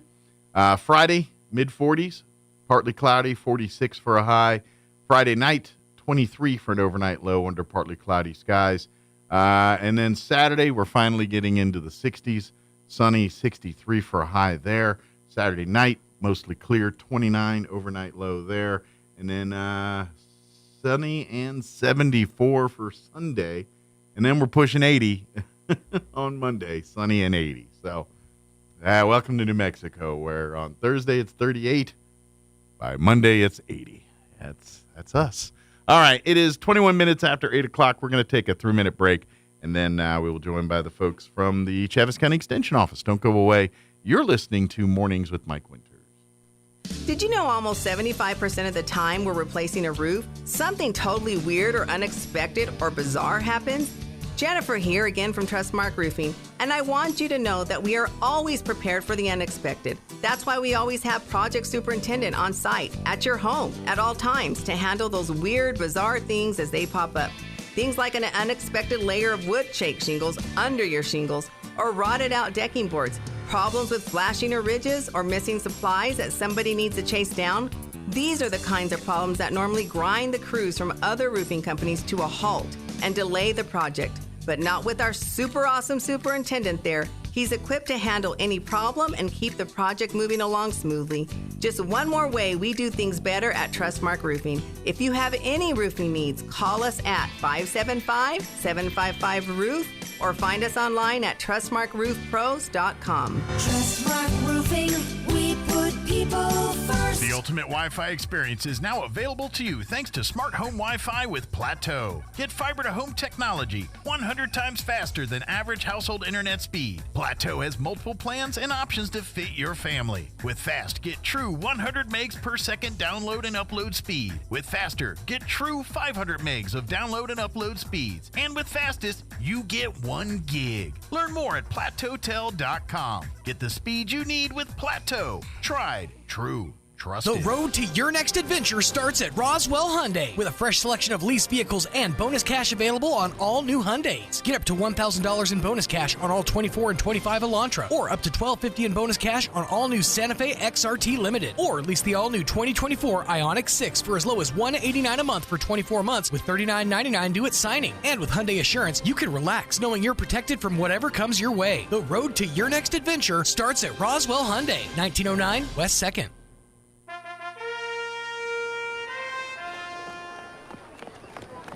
You there! What are these? My glasses, Your Highness. They're incredible. Who made these? The eyesight in Roswell. Or was it Hobbs? Or maybe Carlsbad. So well crafted and stylish. So the eyesight thinks they can challenge my throne with their quality eyewear. Actually, Your Majesty, I got 2 pair and an eye exam. It was so easy. I did it during my lunch break, and they even took my insurance. Lunch break? Who gave you a lunch break? Human resources, Your Majesty. Silence! I'll get you eyesight! The Eyesight, now accepting new patients 5 and up in Roswell, Hobbs, and Carlsbad. 3 locations? Clearly the best in sight. The tool used to measure your feet at the shoe store is called a Brannock device. The person that measures your feet at home for no reason is called a creep with a foot fetish. Here's Mike Winters. Yeah, if your uncle's got one of those things, you might want to, and he don't work in the shoe industry, just saying, might want to. Red flag. Good morning. It is 24 minutes after 8 o'clock. And joining us in the studio this morning from the Chaves County Extension Office, the whole staff. Yeah, I finally made it back. That's right. Drew's back. It's been a minute. And Katie and Tamara as well. Good morning, everybody. Good morning. Good morning. Ooh, in unison and everything. Wow, this is good. Bright-eyed, bushy-tailed. But so how's life at the Extension Office? It's going good. Busy time. Yeah, it is. It's starting to pick back up as we had a few warmer days, and now we're getting cold again, but it has been. Yeah, well, I'm sure the ag world, people are blowing up your phone. Like, hold, you know. Is it like Braveheart right now? Yeah. Hold. Temperature's not there yet. No. Soil temperatures aren't there yet. We'll get those soil temperatures out in April, and you'll start seeing those temperatures climb. But don't let the weather fool you. Just because it's going to be 80 one day and 20 the next, it's not time to be putting anything in the ground. But if you are excited about planting and growing this year, March 15th, Gardening at the Library is going to be on planting from seed. So if you're looking at starting that garden or offsetting some of your grocery costs, this is going to be the Gardening at the Library that you want to make it to. Absolutely. And I'm telling you, produce from your backyard tastes better than produce from the grocery store. Oh, 100%. 100%. Can't beat it. No. You know, so pick veggies and fruits that you like. Yeah. And they're in season. I mean, you don't try to grow something that ain't, in season. Don't plant it today. Yeah. So my pro tip is, like, if you don't like tomatoes, don't plant 70,000 tomatoes. Exactly. But this is the thing. But you come to the classes, and you guys come, is it the second? So it's the third Saturday of the month at the library at 10 o'clock. And so, like I said, this one will be on planting from seed, which can always be a little bit tricky. And so it should be a great program, great presentation, and it should be beneficial to everybody. And I'm not a master gardener. Mm-hmm. I'm not even a gardener. Well, you can always sign up next year, Mike. Yeah. Well, and I got in trouble, so I need to clarify that. Oh, yeah. I got yelled at a little bit because because I was kind of trying to talk about the master gardener class and talking about, I guess I was giving off the thing saying it's only for people that, and I was trying to say it's just, no, anybody can do it, but it's not designed for, you got to be into gardening. You got to be committed. It is a full commitment because it is 16 weeks and there's a different topic each week. Yeah. Since they did move to an online format, it has become a little bit easier to get through it because you can do it on your own time, sort of at your own pace. I mean, you've got to get through each topic in a week, but as long as you can set a couple hours a week aside, you can get through it, and it's phenomenal. It really is great information, especially if you're interested in anything gardening, horticulture related. It's just a lot of information. It is a lot. So if you're just looking for put seed in ground, put water, this is not that class. Correct. It's going to be a little bit more elaborate. It is. So it is a commitment, but trust me, the information you get out of it is going to benefit you greatly. But anybody that has an interest, please sign up. It is not just for that. So that was the misconstrued that I was putting out there. Yeah, no, I had to fix that. It's all right. We appreciate you correcting. But that being said, I'm going to say when you learn the seeding from seedling, I'm gonna, because I don't have the skills here, but I'm thinking that's not something you put right in the ground right away. That's something you start in a little. Like if you could afford them a carton of eggs. In some, the container from occasionally you can find one of those in the trash that you can toilet paper rolls. Right? Toilet paper rolls. Yeah, so you can find it cost effective in places. So a lot of times we are, especially if you want to be able to harvest a little bit earlier, a lot of times you're going to start indoors in a small container, get them established, and then transplant them later into your garden outdoors when the temperatures hit the right. Yeah, but then again, learn that and other great tips in the library coming up, and that'll be the March one here. Yes, March 15th. Yeah, and so because we just had the February one, right? Yes, and so we went over pruning because we are hitting the tail end of our pruning season. So you definitely want to be trimming up those trees while it is in the dormant period. That is the best time. You can trim year round, but it's easier and less stressful on the tree. Gotcha. And so you're going to keep the health of the tree a little bit better intact by trimming now while they are in their dormant phase. Kind of funny. I caught the pun, tail end of pruning. That was kind of funny. Yeah, I caught it.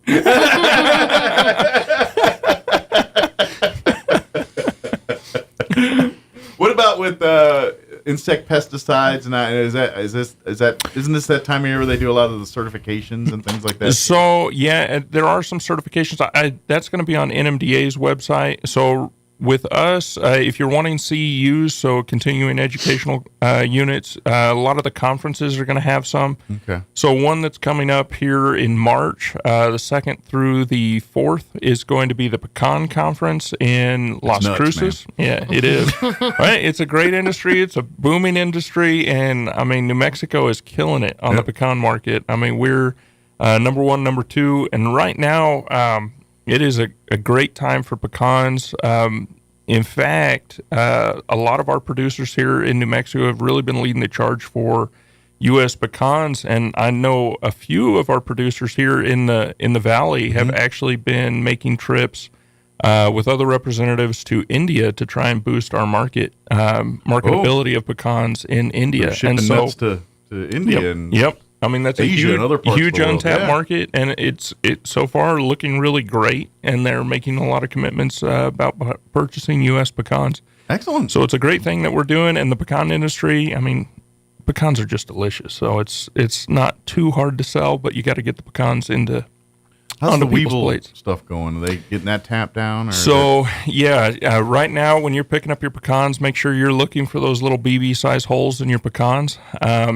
This is the time to be looking for that. Make sure that whoever you take to process your pecans and shell them is certified by NMDA to be looking for them. So don't just use random places. Make sure they are certified. Is there still the quarantine on the private? We're still quarantined across, everybody. Gotcha. And so we definitely want to get that under control. NMDA, as I said last year, is confident that as long as we're diligent here in Chaves County, that we have potential to get out of the quarantine. However, we have to show that there are no weevils left. There's still a few sites where there are still some weevils, and they are, luckily for Chaves County, they're located within urban Roswell. Okay. And so they're not in our orchards. There are some other places. It's a good thing it stays in the city. Yeah, so like Otero County, they found it in a working orchard. And that's when you got to worry about getting commercial crops, and that's what we're trying to avoid. That's what we're trying to avoid, because it could really do a number on our industry. And things like India go away. Well, it doesn't go away, but it reduces. It really hurts. It definitely reduces the value of what New Mexico can produce. Like, oh, sorry, we got a bunch of weevils. You can't have them. No, well. But that is one of the things we definitely want to keep it out of our orchards, because that helps reduce the amount of insecticides and things that we have to spray in our pecans. Sure. Yeah, less the more we can do this, the less you have to go nuclear on some of these things to do that. And it's one of the big reasons, since New Mexico's not in the native range of pecans, we don't have a lot of the diseases and insect pressures that they do within the native range. So we kind of get And so, like Texas is in the native range of pecans, more on the east side than the west side, but they have twice as many acres of pecans as we do, and we produce twice as many pecans as they do. But then the key is you got to stay vigilant, because if you don't, then we do have the same. Yes. Because that's how it works. Correct. So when you're picking up your pecans, be looking for those BB size holes. if you find some, let me know, and we can come take a look at them. Absolutely. And let's get that rectified and get that fixed. And yes. They'll show you how to get the traps and the whole nine there. That's it. Yeah. You want to go talk home ec 4-H? So I want to still talk gardening for just a little bit. Okay. So the extension clubs are going to host a winter and herb gardening session on March the 6th at 5:30. It's Thursday, that first Thursday in March. So Drew's going to come teach it for us. Nice. So anybody that's interested in coming, tagging along, call the extension office and reserve a seat. Yeah. Want to grow some herbs and things like that, and do your own seasoning. Yeah. So when you've decided, hey, this squash I grew is pretty good. And it's so Throw some seasoning on nice. It's so nice not to have to run back to the grocery store for those herbs that you realize that you don't have for that meal when you're growing them right there. You got some fresh. And fresh herbs are really different than the dried herbs and so stuff much better. the spices that we find in the store. They cook differently. They taste differently. Absolutely. Yeah, that stuff that's dried up in the little powders and that's. It's good, but it works. It's but not. It's not. It's not fresh. It's like eating, a fresh piece of fruit versus canned fruit. Doesn't taste the same, does it? No. Well, and herbs are one of those things that almost anybody can do, whether it's on a windowsill or a porch pot or anything like that. You don't have to have a big space for them. They're pretty forgiving too, generally, right? Like you can be a little. I'm not saying encourage it, but you could be a little forgetful with your watering schedules and things, and in some still of them be for all right sure. Here, Yeah. I'm that would be now, but like I'd be curious, like, because that's my problem is I don't know like what herbs to start with, and I think that's where you got to go. Well, Mike, it sounds like you got to show up. I know, but I mean March 6th. I was going to make a bad joke about. I was going to make a bad joke about what plant does salt come from, but I was like, nah, I'll think better. What's the salt tree? The salt cedar is actually along the Pecos River. Too far. But that does sound pretty cool, because that way you've got your, I always see like those. Like usually around Christmas time when you're looking to buy gifts for people and usually they'll see like a little herb garden. And yes, little sets. Yeah. It's like you can make your own without it being that, Mr. Potato Head looking. So the chia heads. Right. Unless you're into that, then it's more than fine. Absolutely. Although that wouldn't be bad if you could do the chia pets, but chia makes me think of my bad joke from the raised garden bed. We're good. Do you want to talk a little 4-H? Sure. All right. So before we dive into what's coming up, I've got some thank yous. So we went to Santa Fe to 4-H Day at the Roundhouse with our council officers. Nice. They got to meet legislators. They sure did. We had some spectacular visits with our legislators. So I'm very, very thankful for that. Did they get to go and see like various entities around like the courts and like seeing how some of the sausage made in the courts and all that? We went to the state land office. We saw both the House and the Senate. And there was one other place we went. I don't know. I've slept since then. Right. But it was spectacular. Whirlwind. They had a great time, learned a lot, and our legislatures are very, very invested in our youth. And I'm very thankful for that. Well, so I'm going to take a stab at maybe one or two of those students might be one of those people one of these I hope days. so. I really, really hope so. Yeah. We also had a livestock day this last Saturday. So we brought in some presenters, which were mostly our superintendents for the Chaves County Fair. Awesome. And they shared with our youth just about getting started. If you want to show this, that, or the other, how do you get started? What do you look for? How do I set up a pen? How do I... The little things that get overlooked, Sure. right? If you're a senior showman, you know that you need to have this size water tank and your fence needs to look like this. But for those kids getting started, Right. it's difficult. Sure. And that's something that we kind of look over sometimes. So we had great attendance for that. And I just want to say a huge thank you to all those presenters, people that helped, volunteered. That was wonderful. So very thankful for that. It is still enrollment season. So come on down. If you want to do cool, fun things, this is the place to do it. We are pretty well in full swing for all of our workshops and just kind of rotating in and out of those 207 different projects. So let me ask, if say someone wanted to join today, is it too late to show animals? Like say they wanted to show animals in the fair season this year. Can they start today and start that process, or is that going to be another year before they can? So technically, yes, there Okay. are ownership deadlines for different breeds and stuff like that to be aware of, but absolutely enrollment is still open. Come Okay. stop by, fill out a piece of paper. It's pretty easy. Good deal. Now, and of course, if you want nothing to do with animals and stuff, there's still plenty of other 4-H Yes, opportunities, absolutely. We did Rocketry Friday. too. Yeah, I was saying you could do I'm sure there's computers. some kind of bad joke in there, but I'm not going to hunt it down. The cow jumped over the moon, something like that. I mean, Something, we're working on something. it. Maybe. But yeah, that the 4-H is very much about agriculture and farming and ranching, but it's very much not about that too. Mhm. And it's very much leadership. And if you're looking for even say maybe you love shooting sports, maybe that's part of 4-H. If Yes. you love, like you said, rocketry and computers, things like that, that's part of 4-H as well too. Yes, and we are in full swing shooting sports season. So we've got a few different disciplines, archery, rifle, shotgun, pistol, air rifle, and hunting skills. So if that's something you're interested in, I know there's not a lot of places that offer that anymore. And we do, and it's a very safe learning environment for those types of things. Those are the Some main hobbies focus. that could be passions for these kids the rest of their lives. Absolutely. Yep. And so remind folks age groups, how young they can sign up, and give kind of all that good So our stuff. Clover Buds start at 5. They're non-competitive just because they're the littles, and we want to encourage them to keep doing awesome things. Sure. And then we You're cap introducing out, them to stuff, yes, so it's more of an introductory, not a competitive. It's like, Exactly. hey, these are things you can do when you get a little bigger. Exactly. And then we finish up around 18, 19 years old, depending on when their birthday falls. Sure.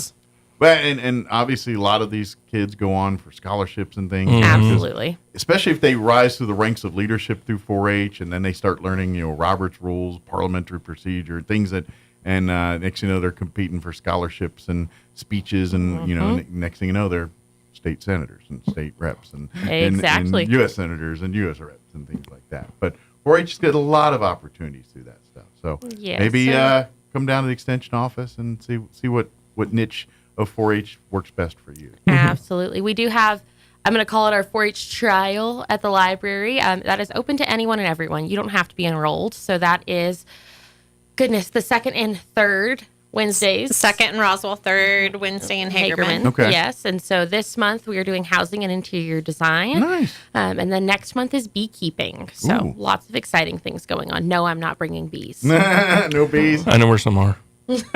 Drew might be bringing bees. We are bringing bee wax. I was So saying- they We're get to being do their own candles bee and things like that. products. Yes. We've Oh, got say some honey? diagrams and Like, I'm here for the handle honey. things, right? The tasty stuff. Right? Ain't nothing better than local honey. Mhm. Better for you too, because that's like you get honey like where you're from. Like they say, is better for like allergies Yes. and stuff like that. Because now it's only really works if it's your local, like where you grow, because they're pollinating off things near you. That's the Yes. Don't get me wrong, eating honey from Texas is tasty, but you won't get those same benefits. Yeah, Unless you that- move to Texas. That orange blossom honey's delicious, but yeah, you're not gonna. And honey's good forever. Do not throw away honey. No, even when it looks like it's dried Yeah, when it looks out, nasty. Just heat up some water, take the water off the heat, but then you can put that jar of honey in the water, and it will Look like honey reconstitute again. back to honey. And so don't chunk it. It doesn't go bad. Yeah. It literally nothing can grow in it as far as bacteria and stuff. It's amazing. Yeah. It is amazing. It is. It's a magical elixir. I know. I guess we'll call it that. Yeah. I don't know. Something. Kind of thick. But. Very good. But point is, 4-H has got a lot of great opportunities, and honey's delicious. Yes. Speaking of delicious, let's go. Let's talk extension stuff. How's with? I know this is a lot of the. I think is a lot of the signups kind of had now, or is there still with some of the, I think most of those signups are kind of past, haven't they? So our Prevent T2 class, yes, sign up is, so keep it in mind for next year if they're interested. So that's a year-long program. Kitchen Creations, which is our diabetic cooking school. That'll be here coming up pretty quick. In March, Yeah. yeah. So right around the corner. I do have a waiting list going. So if they're interested in getting On that. information, yep, call the office and get on that. That does fill up quick. We tried to It warn you a couple does. months ago, but yeah. But get on the waiting list. You never know. Someone might. When drop another off. class pops up, then we call them first to see. Yeah. But it is a great, especially if you're wanting to learn to enjoy things you love in a healthier, better for you way.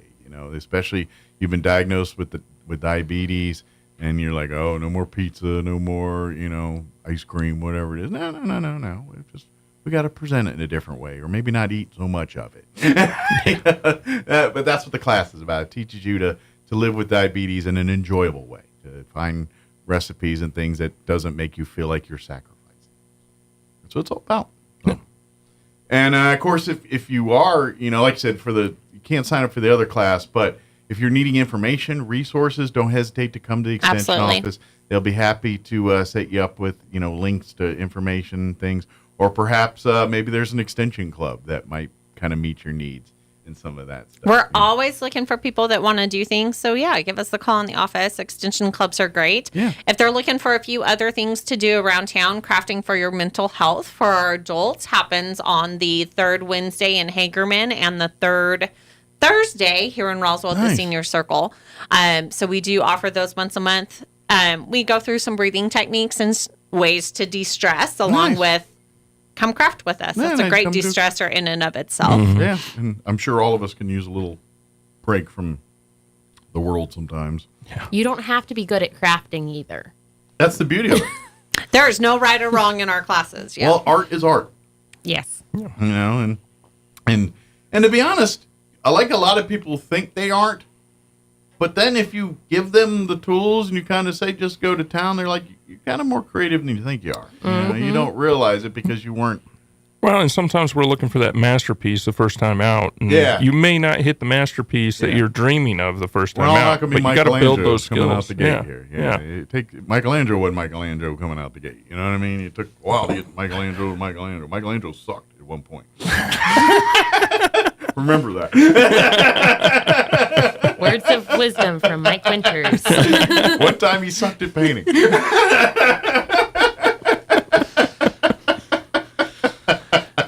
Then he got good. We all suck at it once, and then you get good. That's how it works. But come out and enjoy it, and come. And that's really what the extension office is if you're looking for resources through 4-H or, like you said, the extension clubs. It's like the joke is that's adult 4-H, where you get the chance to do things and meet people and socialize and de-stress and learn new skills and hobbies. They're incredible cooks. Yeah. So even if you just like food, right? Hang out with crafty people. They always can cook. Yes. It is a craft. It is. People that do crafts always can cook food too. You never see them going starving. But definitely, and of course, if you have any questions about the ag stuff, or if you need, please definitely come out to the Master Gardener those Saturdays out at the library. Those are great opportunities for you to kind of get tidbits and tips on how to make your gardens look pretty nice and flourished and be the envy of the neighborhood. They're fantastic. And if you are interested in the Master Gardeners and missed the sign up this year, still come to our meetings. It's every second Wednesday at the Extension office at 5:30. Yeah. And so you can learn by osmosis. Yeah. You just come join in, see if it's for you, see if you're interested. It's on you while you're hanging out in the room. Yeah, just join us. Absolutely. And the more you hang out, the more you get interested, the more you're going to want to do more. Exactly. So come out and hang out, and next thing you know, you're going to be in there mixing up with the rest of them. Yeah. But if you have any questions, don't hesitate to come on by. It's 200 East Chisholm. Mm-hmm. Suite number 4. Suite number 4. That's a victory. You guys give me the phone number. They can give us a call at the office at 622-3210. By the time I get the address nailed, y'all are going to move to the new home. Right. So you're going to be in that for a year, and I'll be like, 200 East Chisholm? No. We've moved. Yeah. But in the meantime, it's at 200 East Chisholm. And don't hesitate to call. And don't all the extension stuff is through New Mexico State University. So if you type in Chaves County Extension, New Mexico State, it should pop right up on social media or Facebook there. And then you can like and follow. And then you can stay up to date on all these different events and things we're talking about. So definitely there. Is there anything we missed? Anything? I'm sure. We wanted to cover that we just spaced on? So if we missed it, you can come on by the extension office. That's it. Come on in and come for a visit. And if you got questions, like I said, even if you're just looking, hey, look, I just got diagnosed with diabetes. I'm looking for resources on, some foods and things. Come on down. That's, there's databases of information they can point you to online through the extension office, even if we can't get you into one of the classes or one of the events here in a timely fashion right now. So good deal. Well, Well, thank you guys. Thank you. And are we going to make the trifecta next month, or is this a unicorn situation? No, I'm really hoping that I'm making it back. I was going to say it's too early to tell. TBD. Very good. Well, thank you guys. We appreciate thank you, Mike. And we'll see you next time. Yes, sir. Even if it's, piecemeal. Yeah. Hopefully all of us. That's right. Like the Three Migos. That would be awesome if you guys do that one time with the whole black sombreros and the suits. I'm down. I would be impressed. Three Amigos. Oh, you guys are too young for that, aren't you? Oh, no. That's one of my all-time favorite movies. Are you kidding me? Katie and you two are like, no. Yes, ma'am. Give it a shot. Watch the movie. Let's give it a shot. See? We can have a plethora of pinatas. Did you say I have a plethora of pinatas? All right, it is 8:48. Let's do news and commercials and stuff. And we're going to say hi to Pepe. Don't go away. Remember our movie, Amigos? Sorry. Now you got me on a thing. We'll be back. Now for your Pecos Valley news update. I'm Jared Cirillo. A bill that would require oil and gas companies to reduce their emissions has been approved by New Mexico lawmakers. House Bill 258 would codify into law a policy enacted a few years ago by the state's main compliance agency. That policy requires operators to capture 98% of the natural gas produced at their well sites by the end of next year. The House committee passed it with a do-pass recommendation. U.S. Attorney for New Mexico Alexander Ubalez confirmed Monday afternoon that he has resigned from his position. In a press release, the New Mexico Department of Justice announced that Ubalez resigned at President Donald Trump's request. On Monday, he confirmed that he was one of the Biden-nominated U.S. attorneys who had been locked out of their work devices. Ubalez said he learned he was locked out Friday afternoon. U.S. attorneys are appointed by the President and confirmed by the U.S. Senate. You're up to date. I'm Jared Cirillo. Here's a Mornings with Mike Winters fun fact. Bamboo plants can grow up to 36 inches in a day. So if you're told you're growing like a weed, you can say, no, I'm growing like a bamboo. Here's Mike Winters. It's time for the Chavez County Sports Report. Got some girls basketball action to catch you up on from over the weekend, specifically on Valentine's Day last Friday. Roswell fell at Carlsbad by a score of 58-34. The Lady Coyotes are now 13-12, still seeking their first district victory, and they will try to do that this coming Friday at home against Clovis. And meanwhile, it was Goddard losing against Portales 58-28 on the Lady Rockets home court. Goddard will play at Lovington this afternoon at 5:30. Other scores from last Friday, it was Texaco pounding Hagerman 57-10. That was in Texaco. Tularosa at home defeats Dexter 37-33, close game.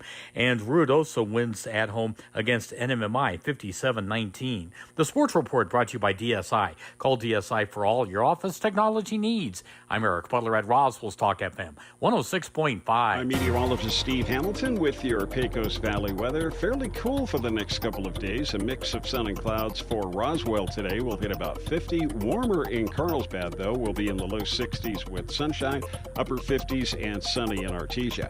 Overnight, a few clouds, and we'll dip into the low 20s, and then sunshine and quite a bit cooler on Wednesday. We'll stay at about 40 to 45 on the afternoon high. Cooler Thursday. I'm meteorologist Steve Hamilton, and that's your latest forecast.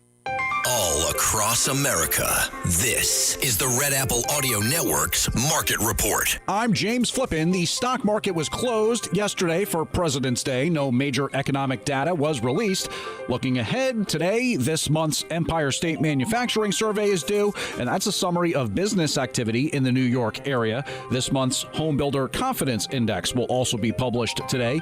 And sticking with the housing market, look for January's housing starts and building permits to be published tomorrow. Also, investors will be studying the minutes of the Fed's January meeting. Jobless claims are due out Thursday, as are January's leading economic indicators.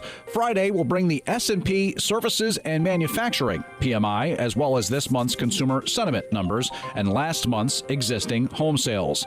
The IRS is reportedly set to lay off thousands of employees as soon as this week, and that would come at a busy time of the year for the tax collecting agencies, but multiple media outlets cite sources saying the IRS will be letting go of probationary workers as part of the Trump White House's efforts to reduce the federal government workforce. A new flavor is coming for fast food giant Wendy's in terms of their Frosties. Coming February 21st, Wendy's will start selling Thin Mint flavored Frosties. With business, I'm James Flippin. This is the Red Apple Audio Network's Market Report. A baby's heart is beating 18 days from conception. Hello, I'm Marian Koharski, the director of Pro-Life Across America. We're non-political and totally educational. We don't scream or scold. Instead, we help people working through unplanned pregnancies know their options, and we rely on people like you to help with our mission. Check us out on Facebook, YouTube, or at prolifeacrossamerica.org. Pro-Life Across America, the Billboard people. The Roswell Symphony Orchestra presents Shearer Plays Vaughn Williams, Saturday, March 1st at Pearson Auditorium, featuring Dr. Jim Shearer, professor of tuba at New Mexico State University, in the Vaughn Williams Concerto for Tuba and Orchestra, plus Beethoven's 7th Symphony, along with works by Barber, Sibelius, and Mozart. Get tickets and more information at roswellsymphony.org or by calling 575-623-5882. Shearer Plays Vaughn Williams, Saturday, March 1st at Pearson Auditorium in Roswell. Sponsored in part by Dr. John and Ms. Deanne Kaysen and the Roswell Lodgers Tax. Have you spent a lot of time trying to whiten your teeth with no real success? Here at Carabelli Dental, we have a solution. Get that perfect smile you've always wanted with veneers. Veneer treatment is quick and minimally invasive and will provide you with a confident smile in just a couple easy steps. You deserve to love your smile, so don't let another day pass you by without calling us to start the smile design process. Come see the team at Carabelli Dental at the corner of 9th and Main in Roswell or call 575-622-4455. When you stick with Block, everyone's a winner. Weekly prizes and giveaways like a Samsung 65-inch 4K Smart TV to be giving away on February 21st. Your Roswell, New Mexico H&R Block wants to help those affected by the recent flooding that affected our beautiful city. We are offering a discount to any tax filers claiming a casualty loss deduction this season. Please give us a call at 575-622-5455 or stop by our new location at 701 South Main. H&R Block has got you covered.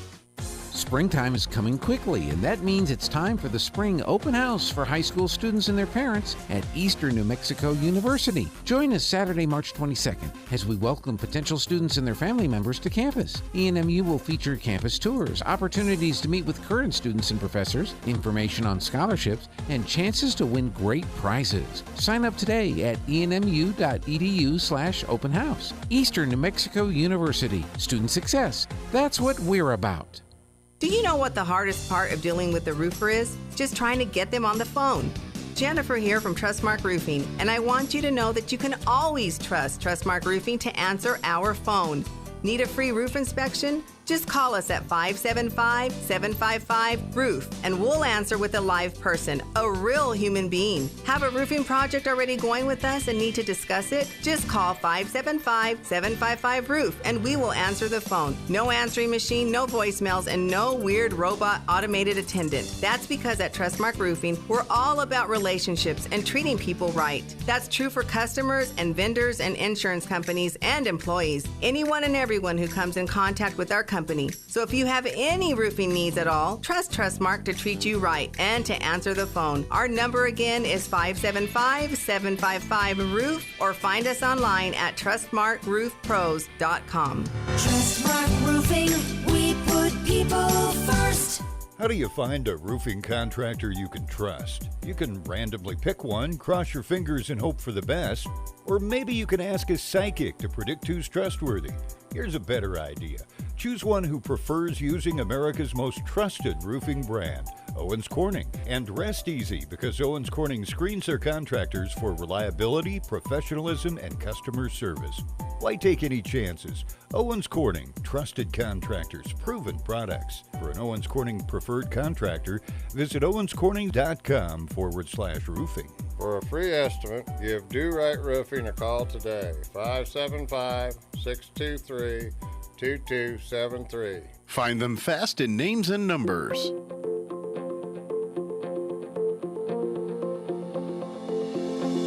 Being called a fox in your marriage might not always be a good thing. Hi, this is Pastor Troy and my wife, Miss Julie, for the Joy of Marriage. In Song of Solomon, it says, "Catch all the foxes, those little foxes, before they ruin the vineyard of love." I looked up the word fox, and it means cunning, achieving one's goal by deceit or evasion. A female fox is a vixen, which is spiteful or a combative woman. Those little things we do to try to get our way can ruin our marriages.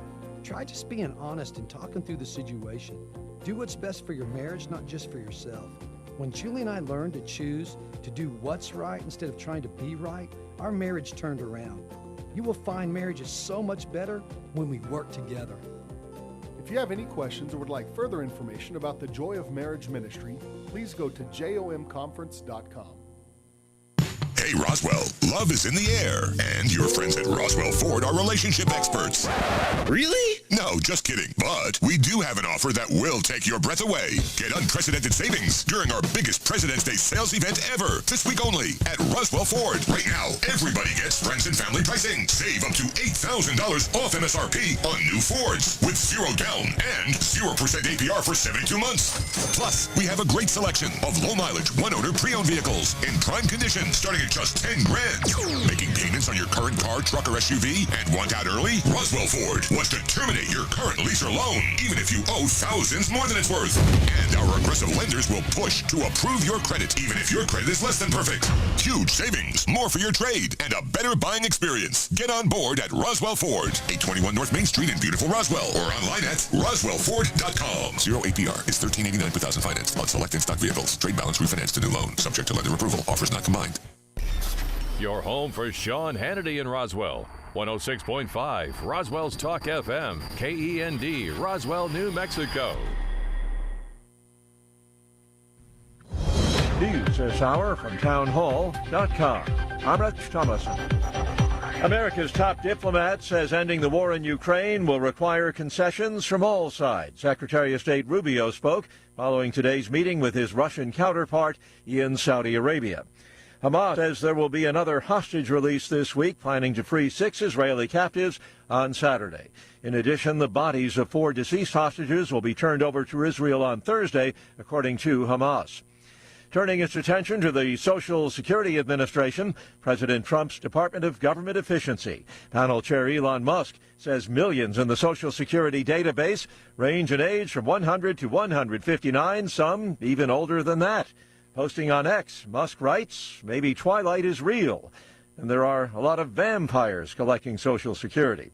Meanwhile, there's a legal victory for Doge. Monday evening, a federal judge declined to block Elon Musk's Department of Government Efficiency from gaining access to Education Department data on student borrowers. U.S. District Judge Randolph Moss ruled that the University of California Student Association, which brought the lawsuit, had not shown sufficient irreparable harm to receive such immediate relief. Doge has moved rapidly to install employees at federal agencies with the aim of cutting trillions of dollars in government waste. Tasha Stevens reporting. 18 people injured when a Delta Airlines plane overturned while landing yesterday afternoon at Toronto's Pearson Airport. First and foremost, there was no loss of life. And this is in due part to our heroic and trained professionals, our first responders at the airport. Airport CEO Deborah Flint heard on Canada's CTV network the airliner was inbound from Minneapolis. The weather may have been a factor. On Wall Street this hour, the Dow is down 7 points, the NASDAQ 6 points lower. More on these stories at townhall.com. Everybody wants cheap airfare, but where do you find it? You call low-cost airlines. Their prices are direct from the airlines, and they're so low you can't find these fares published anywhere. They specialize in cheap flights, discount hotel rooms, cheap car rental rates, and great package deals anywhere around the world. Wherever you want to go, they can help you get there cheaply and with a best price guarantee. If you want the lowest prices on your airline tickets or other travel services, call now. That's right, call. That's the only way to get these rates. Experts are standing by 24/7 to get you the cheapest airfare and hotel rates available. So don't wait. Call right now for the lowest travel prices anywhere and for great last-minute travel deals, too. Call 866-755-5300. That's 866-755-5300. Again, that's 866-755-5300. Call us right now.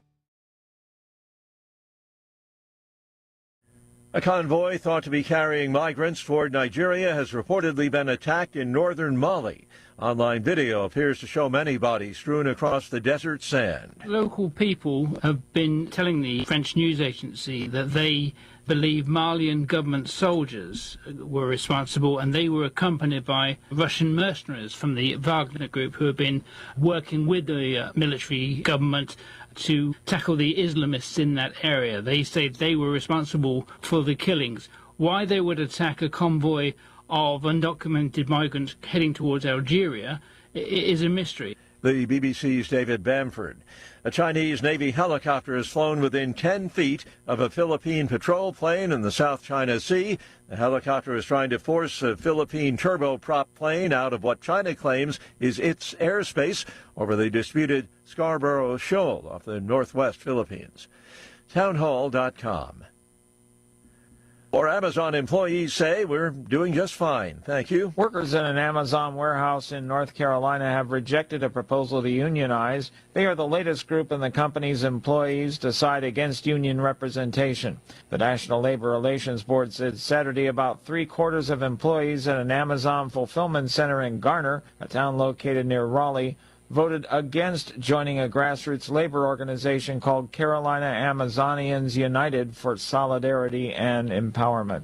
Keith Peters reporting. The Canadian national anthem was booed by fans at yesterday's Four Nations hockey face-off. It was apparent payback for the jeering of the Star-Spangled Banner during the opening rounds in Montreal last week. Before the anthems were heard, the public address announcer asking that you kindly respect the national anthems and the players that represent each country. More on these stories at townhall.com.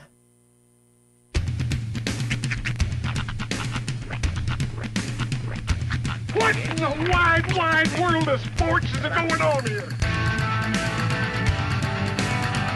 I promise you, whatever scum did this, not one man in this force will rest for 1 minute until he's behind bars. Now let's grab a bite to eat. Yeah, come on. I feel the hot wind on my shoulder and the touch of a world that is older. I hit the switch and check the number. I leave it on and then I slumber. I hear the rhythm ringing through it. Flamenco guitar and cumbia music. I hear the talking of the DJ. The travel listen, what does he say? I'm on a Mexican radio. I'm on a Mexican radio.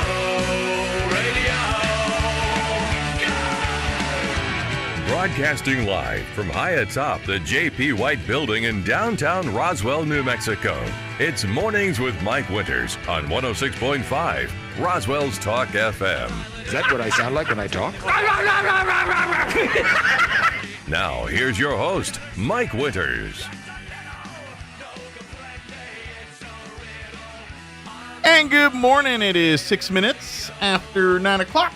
Welcome to hour number 3. Tres Inviernos of Mornings with Mike Winters right here on 106.5 Roswell's Talk FM. Happy Tuesday, everybody. Hope you're all having a good day. It's freezing and cold and already windy out. Yep. It's going to be all right. He's going to be irie. It's going to be all right. Hey, warming centers will be open tonight for our homeless because we are dropping temps overnight here pretty cold all week long. And so they are open. They do need volunteers. They do need help. Food Not Bombs Roswell Facebook page is a great place if you'd like to help out, volunteer. If you want to donate food, if you want to donate time, if you want to donate blankets, all of the above would be appreciated. Indeed. Yeah. We do have a busy hour for you. We're going to start off. We're going to start off with folks from H&R Block here in Roswell.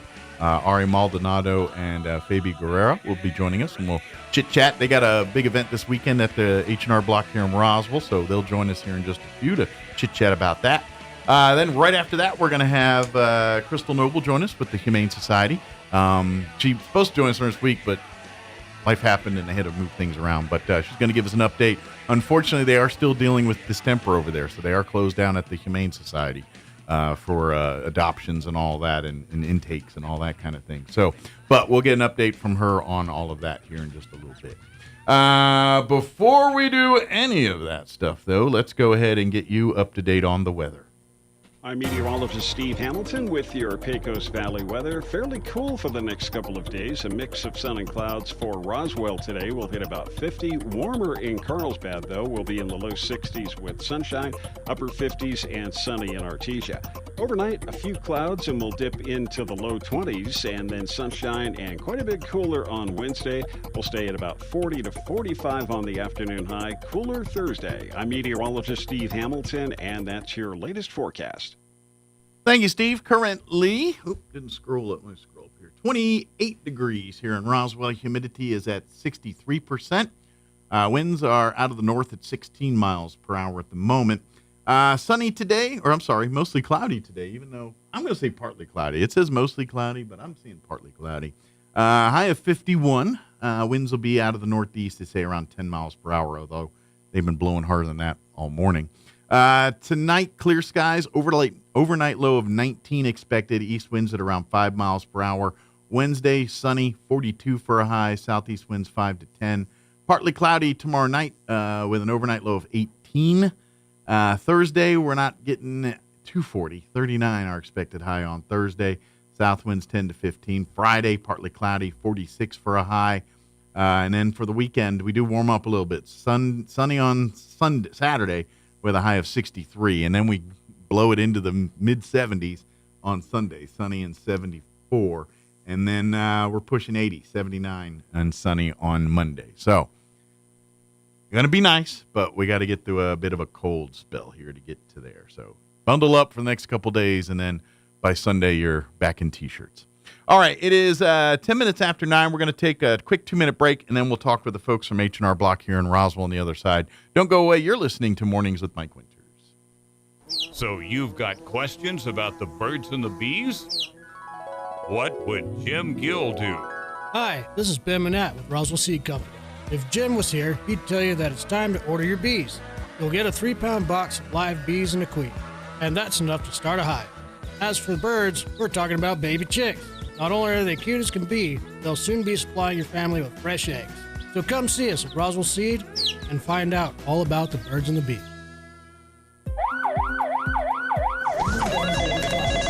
In a medical emergency, every second counts. Artesia General Hospital's emergency department is open 24/7, staffed with highly trained professionals ready to provide life-saving care when you need it most. Don't wait. When minutes matter, trust Artesia General Hospital. Quality emergency care close to home.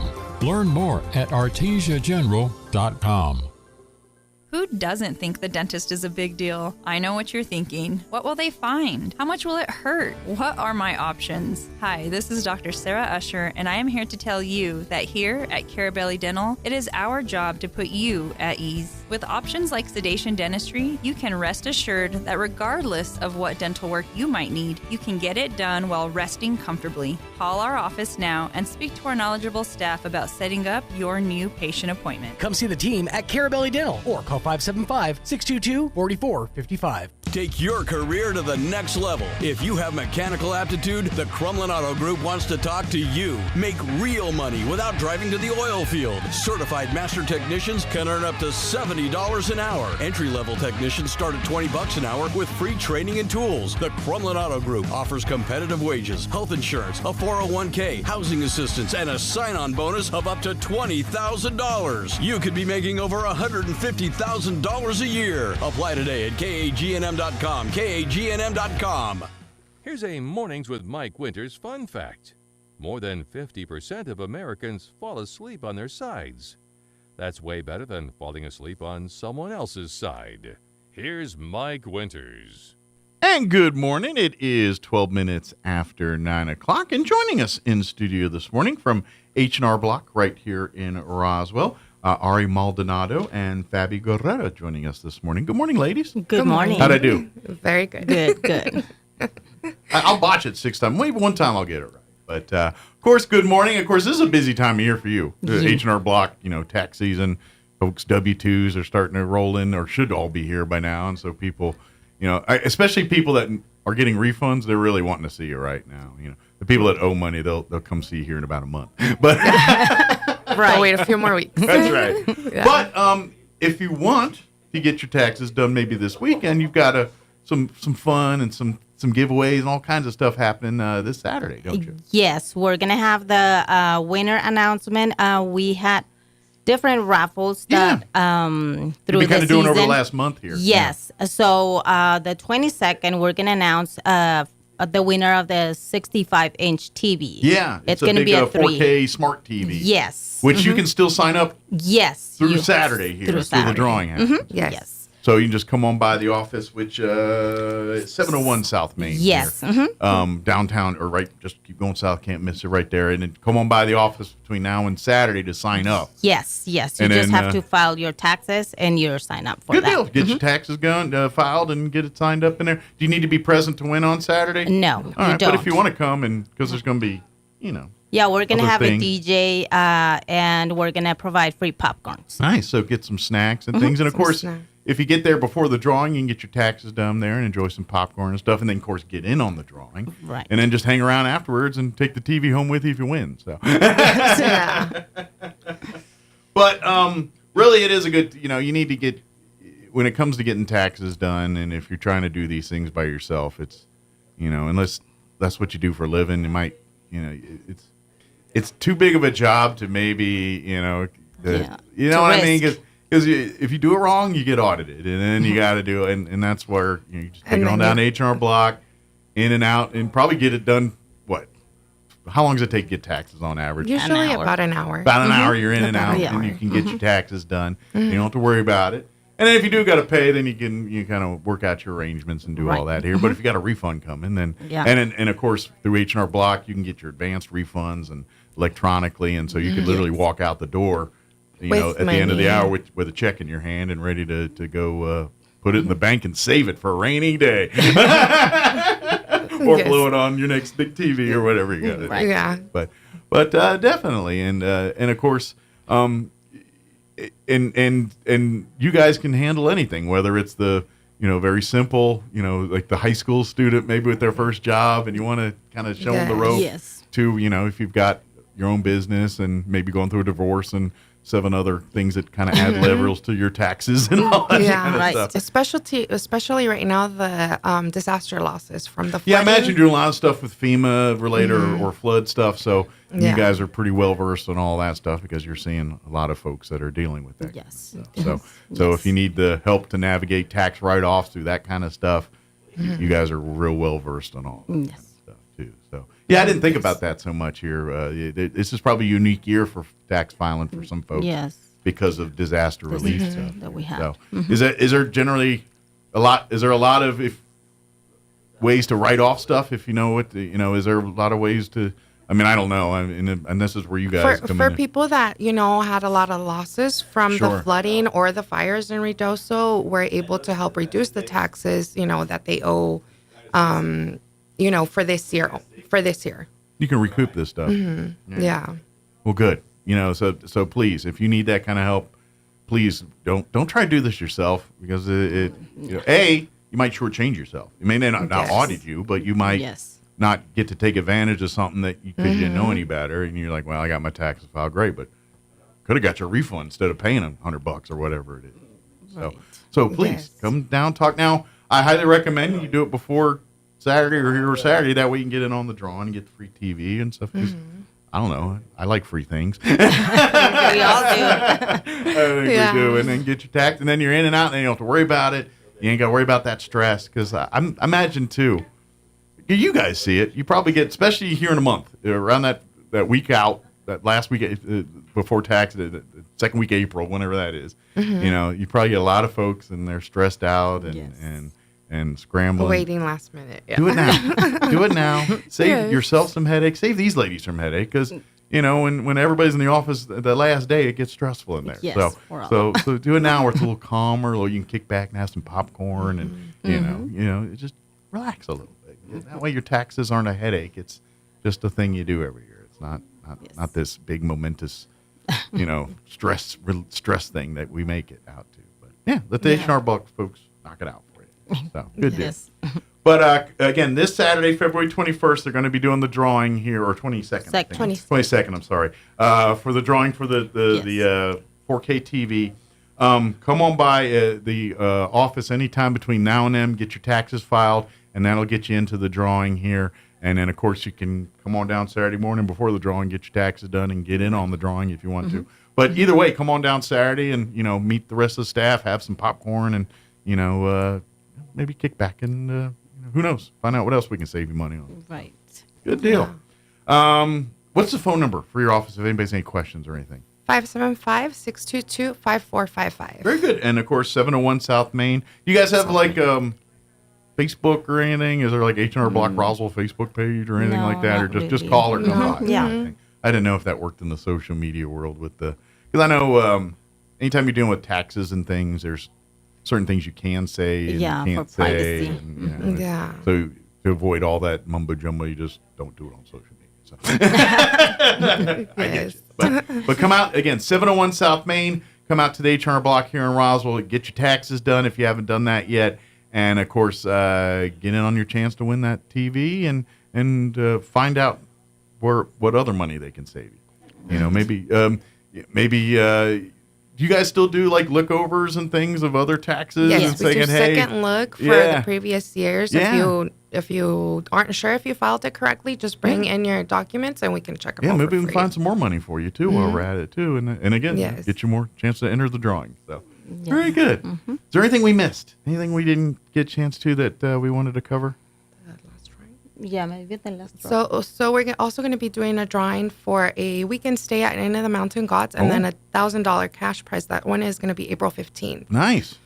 Excellent. And so for anybody that files from now until then, they get entered into, anybody who has filed since January actually will get entered into that drawing. Excellent. So except for the one who gets to win the TV, then you're out on the other one. Sorry. Enjoy your TV. Yes. But a nice little getaway to Ruidoso, or I could use $1,000. Depending on if you're filing late, you might need that $1,000 to pay for your taxes. and it's also on the 4th of July weekend, so you can get to see the fireworks show. Oh, nice. Very good. So you go and see the fireworks show and everything else there in Ruidoso. So it'll be a nice weekend to go, and don't gamble too much. Yeah. Of course, we can find a way to write that off in taxes for next year. So. Yes. Very good. Yeah. But so come on in, sign up now. Like I said, sign up for your chance to win on the TV by getting your taxes done. Of course, if you sign up after this weekend, you'll get into the drawing for the trip to Ruidoso to Inn of the Mountain Gods for 4th of July weekend, or the $1,000 cash there too. So could be a good weekend for you if you play your cards right. Yes. Very good. Well, thank you, ladies. Appreciate it. No, thank you. And go put your work over there on the other side now. You did the hard part. It's easy now. So. But come out this weekend and see them. Come on by. Come meet the staff. Come meet who knows? Have some popcorn. Might win a TV, and definitely get your taxes done in safe, secure. You know what you're getting and getting it right and getting accurate. You don't have to worry about getting audited or making sure you can get the most money that you're supposed to get, and let H&R Block turn over those rocks for you and find that money that you're entitled to. So good deal. Well, thank you, ladies. Thank you so much. And we'll see you next time. Thank you. All right, don't work too hard. All right.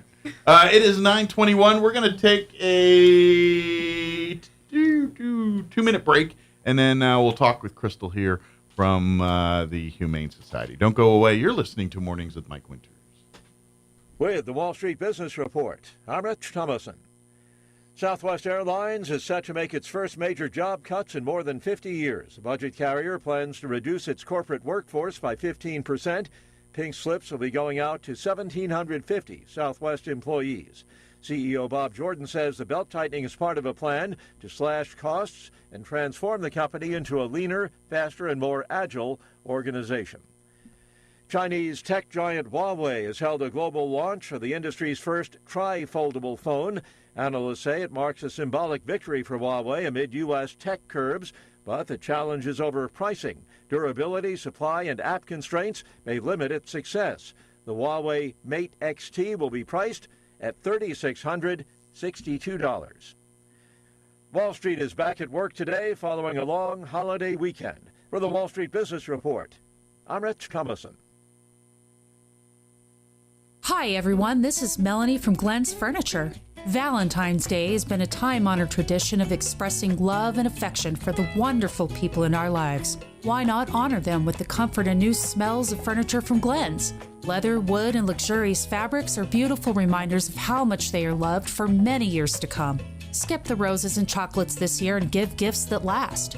Come see us at Glenn's for Valentine's Day on the corner of Union and Alameda, where delivery is free since 1953.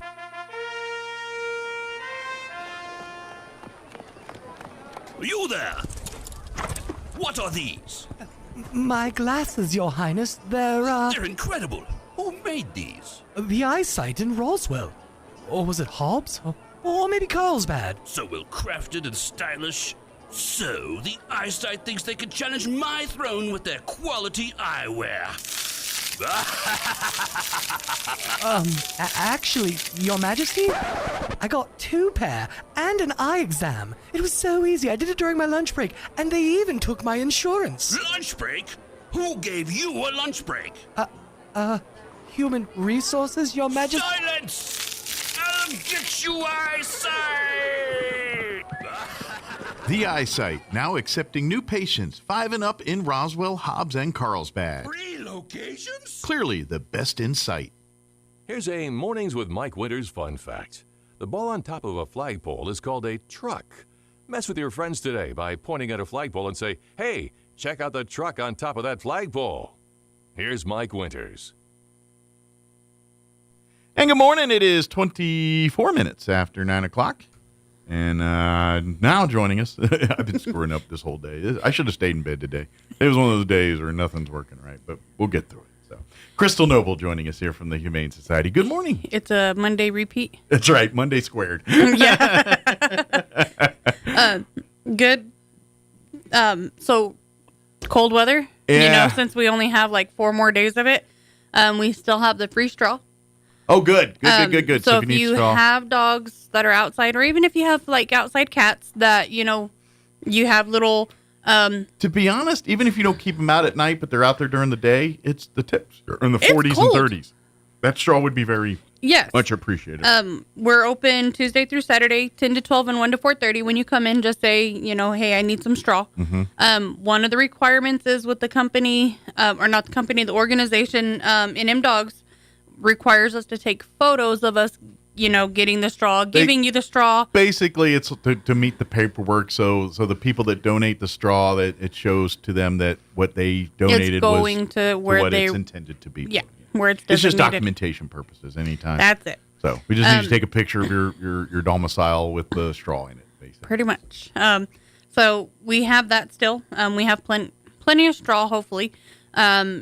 Just come down, say, hey, I need straw, or call the kennels. Or if your other straw, I mean, because you are supposed to change that out, you know, it's not good forever. It does get right. If you know you've got straw and it's kind of just getting funky. Yeah, that's a nice way to put it. Call us and say, hey, I need a re-up on some newer straw. Yeah. Because when it gets wet and all that stuff, it goes bad. So, you know, it does need to be cleaned out and thrown away. And you know, they've shed and do, you know, who knows? Right. You get stuff in there. It just happens. Unfortunately, the kennels for the dogs are still under quarantine. We're still dealing with distemper, which is a serious deal. And this is not the time of the year where we normally have this type of issue. Which is what makes this even worse. It is extremely worse. Which is showing this stuff's mutating, which means we're losing the fight. It is going on. When I was speaking with the vets yesterday, she was saying that it's not just affecting puppies. They've had dogs that have been fully vaccinated, adult dogs. That's scary. That are having issues that are coming in. People that think they have a layer of protection really don't, right? The vaccination has mutated to where they're trying to figure out what's going on. If you're a dog owner right now, you got to mind your P's and Q's on this stuff. Because even if you've had the distemper shots, that's not necessarily a guarantee. No, and it's never really been a guarantee. It's basically like when we go get like the flu shot. Sure, or you just get a lesser. You get a lesser version of it, yes, because it is a live virus that is administered. However, when viruses mutate, the virus that you vaccinated for covers that one. Sure, but it does not cover the mutated. Generally mutates to something stronger, more powerful, not something weaker and less and more friendly. Right. Just saying. Our weather, with the ups and downs, and then the 80s, almost 90 degrees a couple of weeks ago, has not helped any. If we could keep more of this weather around, it would help some. But we're definitely, early in the year seeing issues. They're still seeing parvo out there as well, which is something we don't normally see this time of the year. And it might behoove you as dog owners to be extra mindful of your surroundings, even at your own homes, scrubbing, bleaching, scrubbing. This is an airborne deal. So even if you're a single dog, but say there's dogs in the neighborhood, they could literally be out in the back and spread. I mean, that's what we're talking about. It starts as a respiratory infection. Yeah. And then it goes to the neurological part. Yeah. So just like us, when we have a cold, we're coughing, sneezing, that's how we spread it. It's the same thing with distemper for dogs. So if you're like in the city and your dog's out back and your neighbor's dog's out back, even, obviously if they're all distempered, that's going to strengthen the case for not happening. But if there's one that's not, that's the in, and then they can spread it, and even your other dogs could get. And so that it might just behoove you to, this weekend, do a little spring cleaning, go extra scrubbing on the dog bowls and the places where the dog sleeps and things like that, where the dog, hangs out a lot, especially outdoor areas, those good scrubbings and things like that, and maybe kind of do that on a more frequent basis than you normally do right now. Right. And if you have any questions, and you're unsure of other things to do, you're welcome to call down to the shelter. We can talk to you, or call to your veterinarian and say, hey, I hear there's, an outbreak of this going on throughout Roswell. What can I do to help prevent, and take care of things ahead of time? Yep. If you don't have boosters on your dogs, this is the time to get them scheduled, get it done, just because, even though we don't have a vaccination per se for this strain, there's still multiple strains out there. So you want to have your animal protected as much as possible. Absolutely. Because it will help them in the long run. Yeah, the more tools you have, the better they can fight it. So Exactly. It turns it into a cold instead of something that's life-threatening. Yes. Something like that. And distemper doesn't always mean a life sentence. It does not mean that it's always like parvo. However, it's like the flu. Weaker immune systems, it's going to do more damage to. Right. Stronger immune systems, they're going to fight it a little better. So if you have a weaker, older dog or a sickly dog, it may kill them. Right. But if it's a healthy young dog that's in good immune system, it may treat it more like a cold. Right. And Yeah. as long as, you get them to the vet on time and they're able to get treatment, everything should go well. Now, there are some dogs that, have after effects from it because like long COVID kind of. Yeah, there's long distemper. Basically, things. Yeah. it does, once it starts affecting your neurological part, your dog always is going to have a little sort of a twitch. Ticks or yeah. Gotcha. It's going to kind of look like it has Parkinson's sometimes. But those are things if it progresses into that stage. If you catch it early enough before that happens, you can avoid all that. So, but be mindful. And then if you do see signs, please get your dog to the vet. Yes. Get the treatment. Get whatever you need to do there. But be mindful as private pet owners to keep your surroundings a little bit cleaner.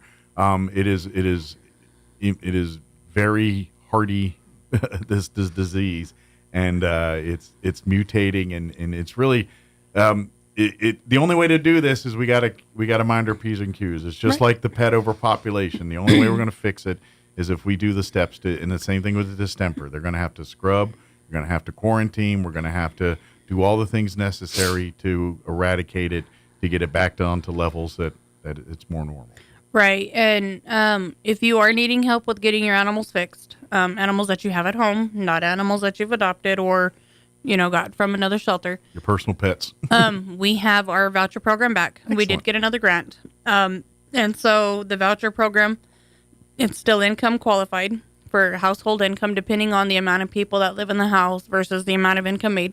If you do qualify, it will help with $100 towards a spay or neuter with any one of the vets here in town. Nice. With smaller dogs, that'll almost pay for it. Almost, Bigger yes. dogs, it'll be a little bit more. But there are, there are other vets in town that are cheaper than others, Sure. and, if your vet... It's your vet of your choosing. As long as you're a licensed vet that's, licensed to operate, then Right, we're good. as long as it's one of the Roswell vets. Yeah. You can choose to who you want to go to, and then it will pay $100 towards the spay or neuter only.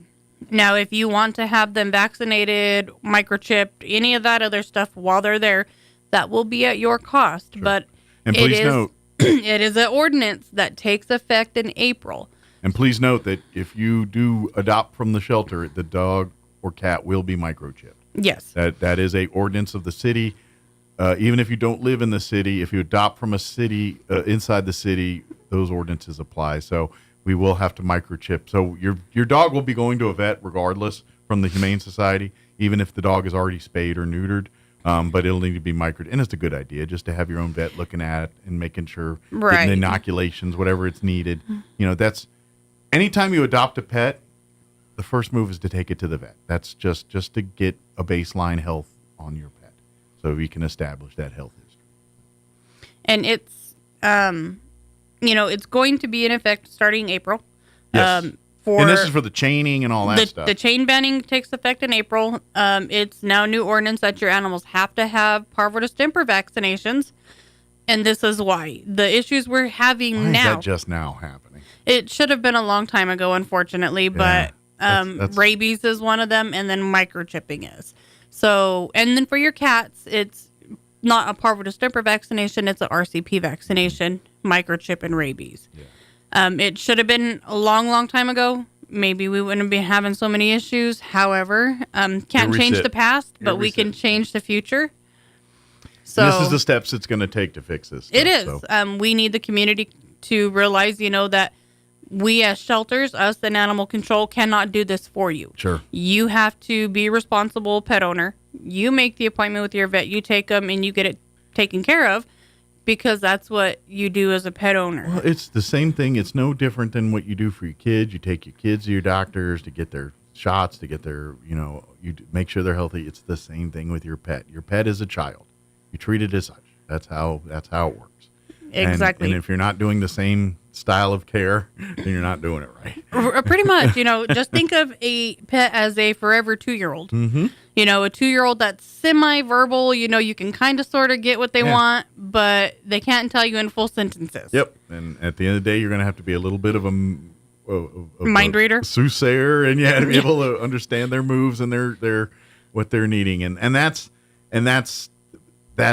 but here's also the other thing. You have a happier, healthier, if you treat it that way, you'll get a much better pet owner experience. Right, by doing that. So all these people that are like, oh, I need a guard dog, when you make a dog a part of your family, you got the guard dog. You got the guard dog. It's instincts. It's pack instincts. You're building a family member that is going to go through a wall for you, and that's what a dog will do when you've earned its trust, respect, and love. And you know what? Even some cats. My mom had a guard cat.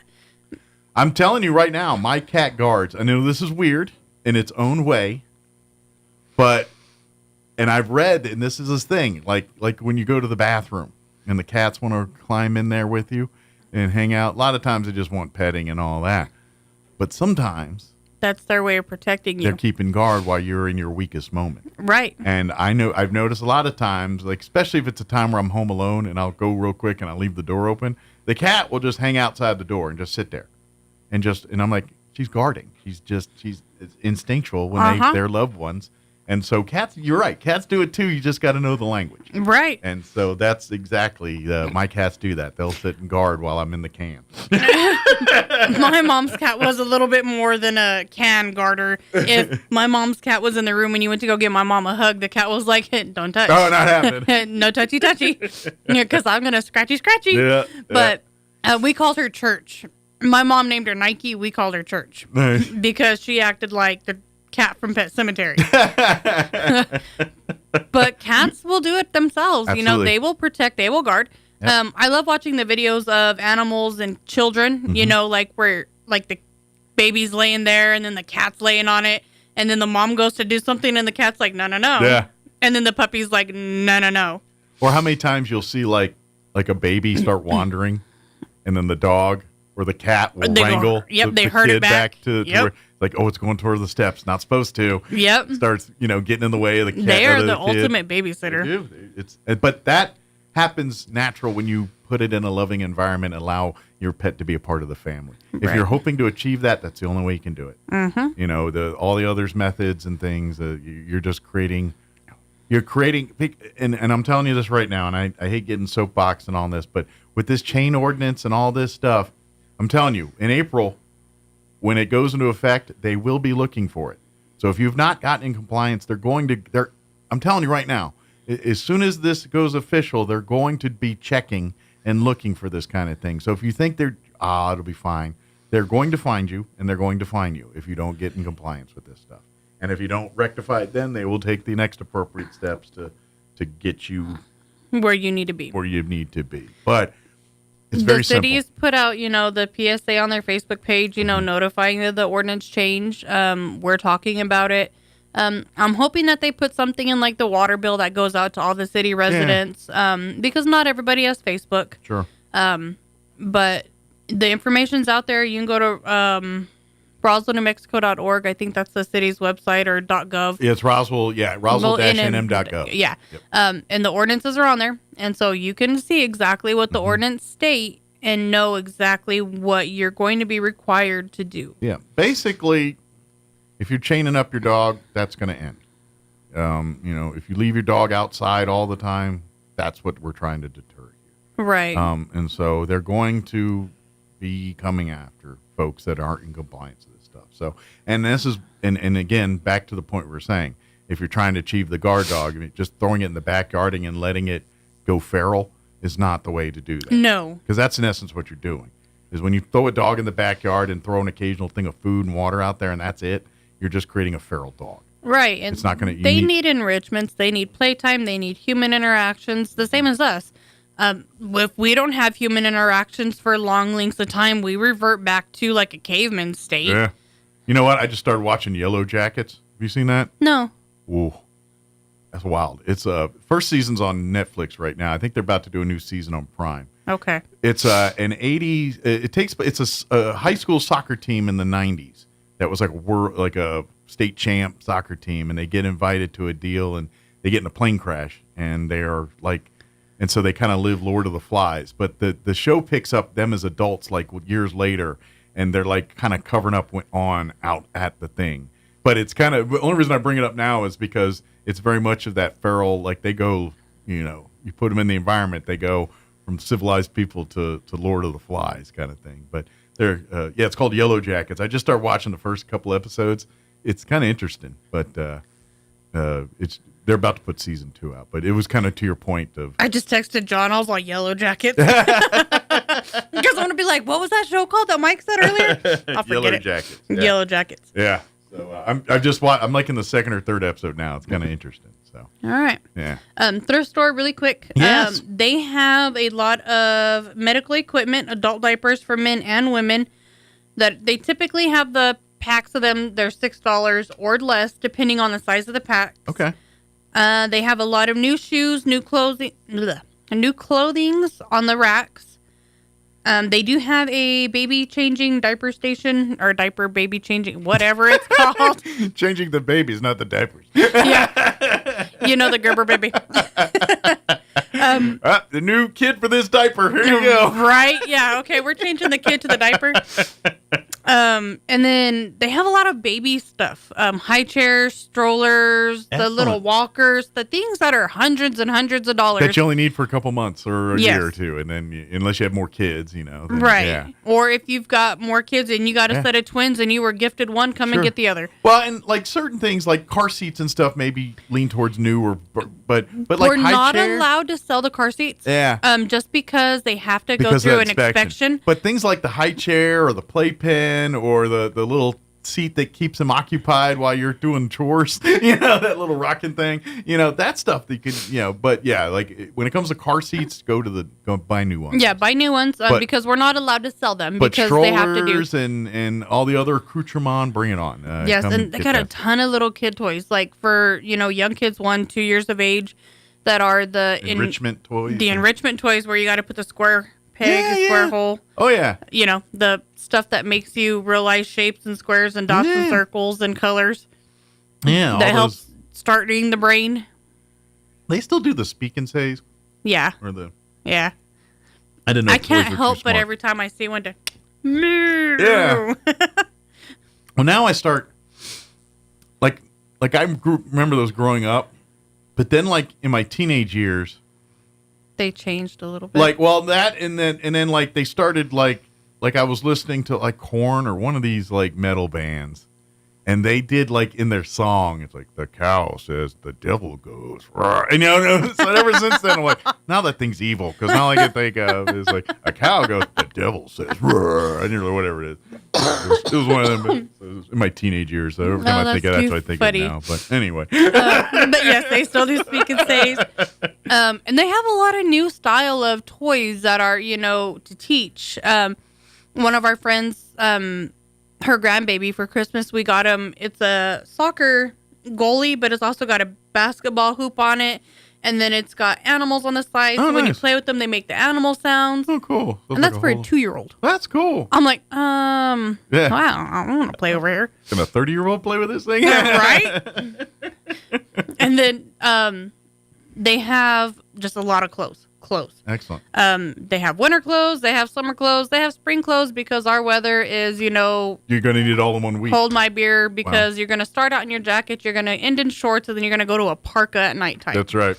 Yeah, and this week's but tomorrow you're going to be in parkas and everything. By Sunday, you're wearing shorts again. Right. So they've got all seasons out. What about business clothes? That's usually like dresses and. They try to keep up with that as much as possible. They've got a lot of formal dresses that I saw, because school dances are going to be happening. We are getting to prom season and quinceañeras. The weather gets warmer. Quinceañeras and weddings and all that stuff. Easter clothing and stuff. Mm-hmm. Yeah, Easter. Yeah, Easter dresses. Yeah, she's going to start bringing Easter stuff out soon. Since there's not going to be any, eggs, or people can't afford, the eggs. The only eggs going to be out there are plastic ones now. Yes, or potatoes. I've been seeing a lot of memes about potatoes. Yeah. Hopefully Cadbury eggs are okay. Yeah. I do have a quick announcement for Roswell Seed, though. The company that they ordered their baby chicks through was affected by the bird flu.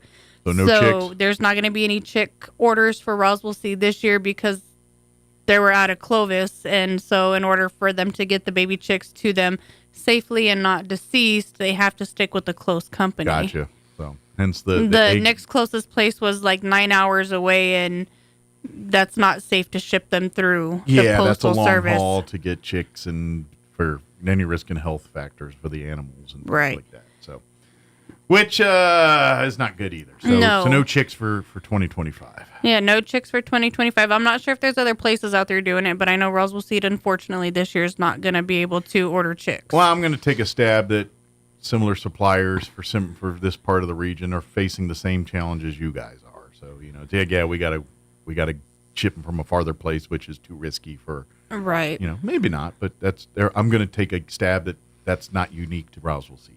No, it's really not. It's really not. As long as I can remember, they've always had chicks. Mm-hmm. So, and there's baby chicks when there's bees. Yeah, this is the eggs and everything. So Yeah.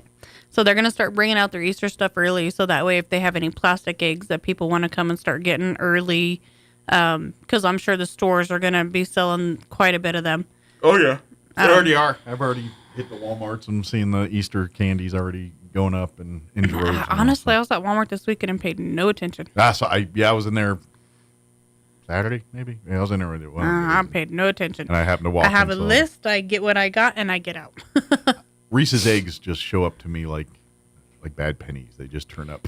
There's Reese's eggs in there. They always show up. You know what? The best tasting Reese's cup is the Easter. I do. That's my favorite. The Easter egg. The Easter egg. The best form of the and then the Christmas tree. Christmas tree's good too, but the egg is my one seed. Yep. I like the egg better than the cup because the egg is creamier. Well, it's more. The chocolate to peanut butter ratio is different with the egg than it is the cup. Yeah. And to be honest, there's more peanut butter in the egg. See, and to me, I think there's more peanut butter in the cup than the egg. So I think it's the other way around. I think they put, especially the regular, not lava or any of these, just a regular plain cup. I feel like they've thickened the chocolate in there, and there's a less, like the cavity for peanut butter is smaller. It seems like to me, but maybe I'm wrong. I don't know. I think it's kind of like a 50-50 ratio. Yeah. Like they have like 50 chocolate, 50 peanut butter. And now they got like versions that are more peanut butter heavy or more chocolate heavy, depending on your... I want the good old fashioned just Easter egg cup. Now, don't get me wrong. If you had the lava one... Oh, yeah, you're the chocoholic. Oh, dang. That's good. gooey chocolate mixed with a peanut butter cup is a 10. Okay. This is so not animal related, but I was at the store right before Super Bowl, and I saw this interesting package of Oreo cookies. And it says shortbread, salted caramel, and then I saw Post Malone. Oh, we tried those. Those things are like crap. Yes, Sean brought some in last week. Yeah. They are very good. They are very, very good. Yes. And although they're rich. You can only eat a few That's at a time. That's the thing. Like it came in like a one sleeve. I'm like, you would be in a sugar coma if you ate that whole sleeve. Or at least I would be. Yeah. Yeah. We went to Sam's this weekend, and then they have the box. And my sister's like, get the box. And I'm like, I don't want the box. Well, my sister put the box in the cart. The Oreos magically appeared in my cart. And then they got different designs on them, if you noticed. Like, there was a guitar on one. Yeah. And I don't know. I think mine had a pickup truck. And then, each cookie has a different design. Yeah. I think the one I had was a pickup, and then I can't remember what Sean and Jocelyn's had. But yeah. Because they're very good, but I remember they're rich. Did yours have salt in it, like actual chunks of salt? I'm trying to remember. I don't recall, but the ones from Sam's Club. Yeah. The little 2-packs, because you only eat a few of them things. Right. They had chunks of salt in with the salted caramel, and I was like, "Oh, that's interesting. That's not like the ones I got at Sam's or at Albertsons." I recall seeing that maybe. And Sean got his at like a convenience store. And see, I got the first pack at Albertsons. That's where I discovered them, and I was like, "Oh." Yeah, I feel like he found them at like Murphy's or probably. Or, what's the one but if you want to become a diabetic, eat those. Already beat you to that punch, but yeah, I don't want to be a diabetic, but those things are so good. They are very good. If you're a salted caramel or an Oreo fan, that's a good one. Like I could have Oreos maybe once, twice a year, and that's it. Those you got a hankering for. And then those, I'm like, oh god, these things have to stay around. Yeah. You know what? If I was the Girl Scouts, I'd start Post Maloning. Yeah, start getting there and say, hey, maybe we need to create a new flavor. Yeah. And go that route. You'd be you might beat the Thin Mints. Shortbread with sour or salted caramel. Yeah. Oh. You might beat the Thin Mints or the what do they call them? Caramel Delights now? Whatever Samoas used to be called. Caramel Delights. Yeah. The Samoas are the original. Yeah, those are good. Anyway, we better wrap this up. Yes. But it's still under distemper, no dog adoptions. Cats are available. And of course, thrift store, we've got great deals on clothing right now. And of course, check back. There's always great deals every time. And don't forget, every time you're shopping at that thrift store, you're not only saving yourself a pretty penny, but you're helping out all when the I come in before St. Patrick's Day, we're gonna do the Luck of the Irish week. Oh, cool! We're gonna do something cool for the thrift store for the week before St. Patrick's Day. So be on the lookout. Yes. Get your lucky pennies ready. And your corned beef. You a corned beef fan? No. I like corned beef with cream cheese and pickles. Okay. Nothing wrong with that. It's odd, but not cabbage. Yeah. No, actually, one of my old employees who's from Minnesota used to make that as like a snack when we'd have potlucks. Okay. You get the corned beef, and then you soften the cream cheese, and then you get just like the little pickle spears or the whole pickles, and then you roll them, and then you slice it like a pinwheel. Yeah. Oh, they're freaking great. Good. I'm not a huge pastrami fan, but I love corned beef. That's the only way I like corned beef is with my pickles and cream cheese. Yeah. No, I generally love a good, Reuben or whatever. I'll eat that corned beef, but I love corned beef. I'll eat it anyway. I don't care. I don't know. Roast. I don't know. I guess I didn't grow up with it that much to have it. Yeah. Well, I've got enough Irish in me, so. My family was all deer and game. And I'm like, well. No. Michael Patrick here. He's about as Irish as you get. That's my middle name. I'm Michael Patrick. I'm about as Irish as you get. That's too funny. But please visit the thrift store, shop there. Don't forget Wednesday's New Stuff Day. So that'll be tomorrow. Tomorrow, that's right. We're Tuesday now. Yeah, we're off this week. So Sorry. tomorrow, they are closed today, but we'll open tomorrow at 10 a.m. there for your and your 10 a.m. club. Somebody got to bring hot cocoa because it's going to be colder tomorrow than it is today. Might need Coke. If you want to get in on the 10 o'clock club, maybe a trip to Starbucks or whatever. Dunkin'. Yeah, Dunkin' or wherever. Seven Brew. Yeah, wherever your favorite beverage place is. Yeah. Bring a Bring a stack of them. So. They might even let you cut in line. You never know. They might. And, of course, please. And now, as far as you guys aren't even intaking animals right now. No. And none of that, so you can't even. So, luckily, the 2 that we've had issues with have been designated in just the quarantine area. So, obviously, all new animals go into quarantine. So, until I know my quarantine area is clear, I can't take anything in. And just to be safe, we're not doing any adoptions because even though we clean and sanitize and we're extra cautious, we don't want create a contagion. Yeah, we don't want to accidentally send something home. Now, that being said, if you're missing a pet or don't hesitate to call and ask. Yes, you're welcome to call because we are taking lost and found reports. They're trying to triage, but they just literally can't intake animals into the shelter. You know, we're working things. You know, we have volunteers like, hey, can you take a pet for the night? Or if you have those kinds of circumstances, please call. They will help you any way, shape, or form they can to try to navigate. But like you said, we just can't adopt and we can't take in new pets right now. So if you do have pets that are, you're trying to, adopt out or can't, I get it. You're helping some things and you can't take care. Hold on to them for a little longer till we get this. Yes, just call and we'll explain to you the same thing, restarted 15 days. So until we don't have anybody else having issues, then we'll be in the clear. We gotta keep it's the COVID test. You gotta keep taking it till it comes back negative, and then you can move on about your day. Yeah, pretty much. That's kind of what we're dealing with here. So, but that could be another week. It could be another month. It just depends on a lot of variables. People start being responsible and cleaning up after themselves. That'll cut this down. Mm-hmm. Limiting these adoptions, and the weather will help. Nicer weather will help a little bit with some of it. We need some frigid cold weather to freeze. You know what? Maybe this week might be our best friend. A couple of nights of 19 might be good for killing bacteria. So. Yeah. Hopefully. So. Excellent. Well, thank you as always, ma'am. And safe travels tomorrow as you're stomping out more fires. Yeah, it's going to floods. It's going to be cold. Right. And we'll see you next time. Thank you. 9:55. Let's pause for local news, Hannity, and your Chaves County sports. Don't go away. Now for your Pecos Valley news update. I'm Jared Sorello. A bill that would require oil and gas companies to reduce their emissions has been approved by New Mexico lawmakers. House Bill 258 would codify into law a policy enacted a few years ago by the state's main compliance agency. That policy requires operators to capture 98% of the natural gas produced at their well sites by the end of next year. The House committee passed it with a do-pass recommendation. U.S. Attorney for New Mexico Alexander Ubalez confirmed Monday afternoon that he has resigned from his position. In a press release, the New Mexico Department of Justice announced that Ubalez resigned at President Donald Trump's request. On Monday, he confirmed that he was one of the Biden-nominated U.S. attorneys who had been locked out of their work devices. Ubalez said he learned he was locked out Friday afternoon. U.S. attorneys are appointed by the President and confirmed by the U.S. Senate. You're up to date. I'm Jared Sorello.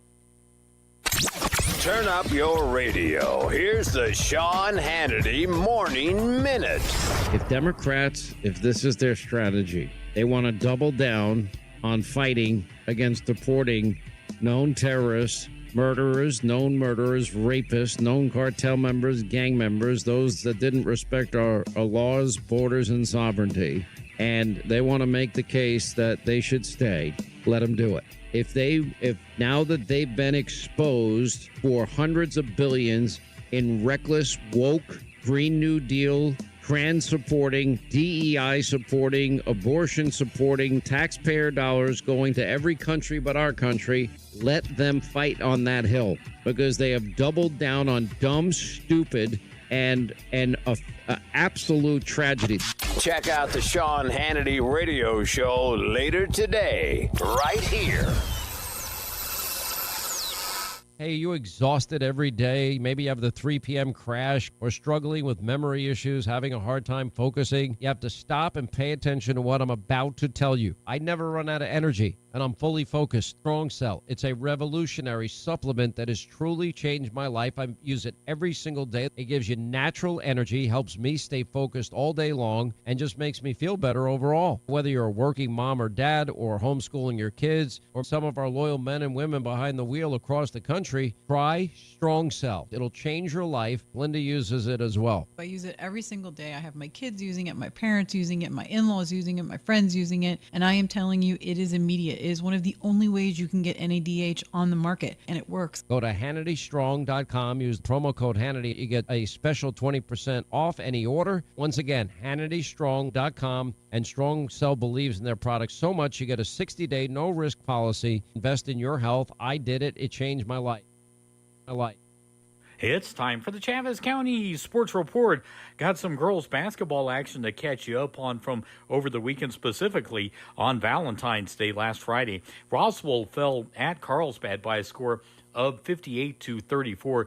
The Lady Coyotes are now 13-12, still seeking their first district victory, and they will try to do that this coming Friday at home against Clovis. And meanwhile, it was Goddard losing against Portales 58-28 on the Lady Rockets home court. Goddard will play at Lovington this afternoon at 5:30. Other scores from last Friday, it was Texaco pounding Hagerman 57-10. That was in Texaco. Tularosa at home defeats Dexter 37-33, close game.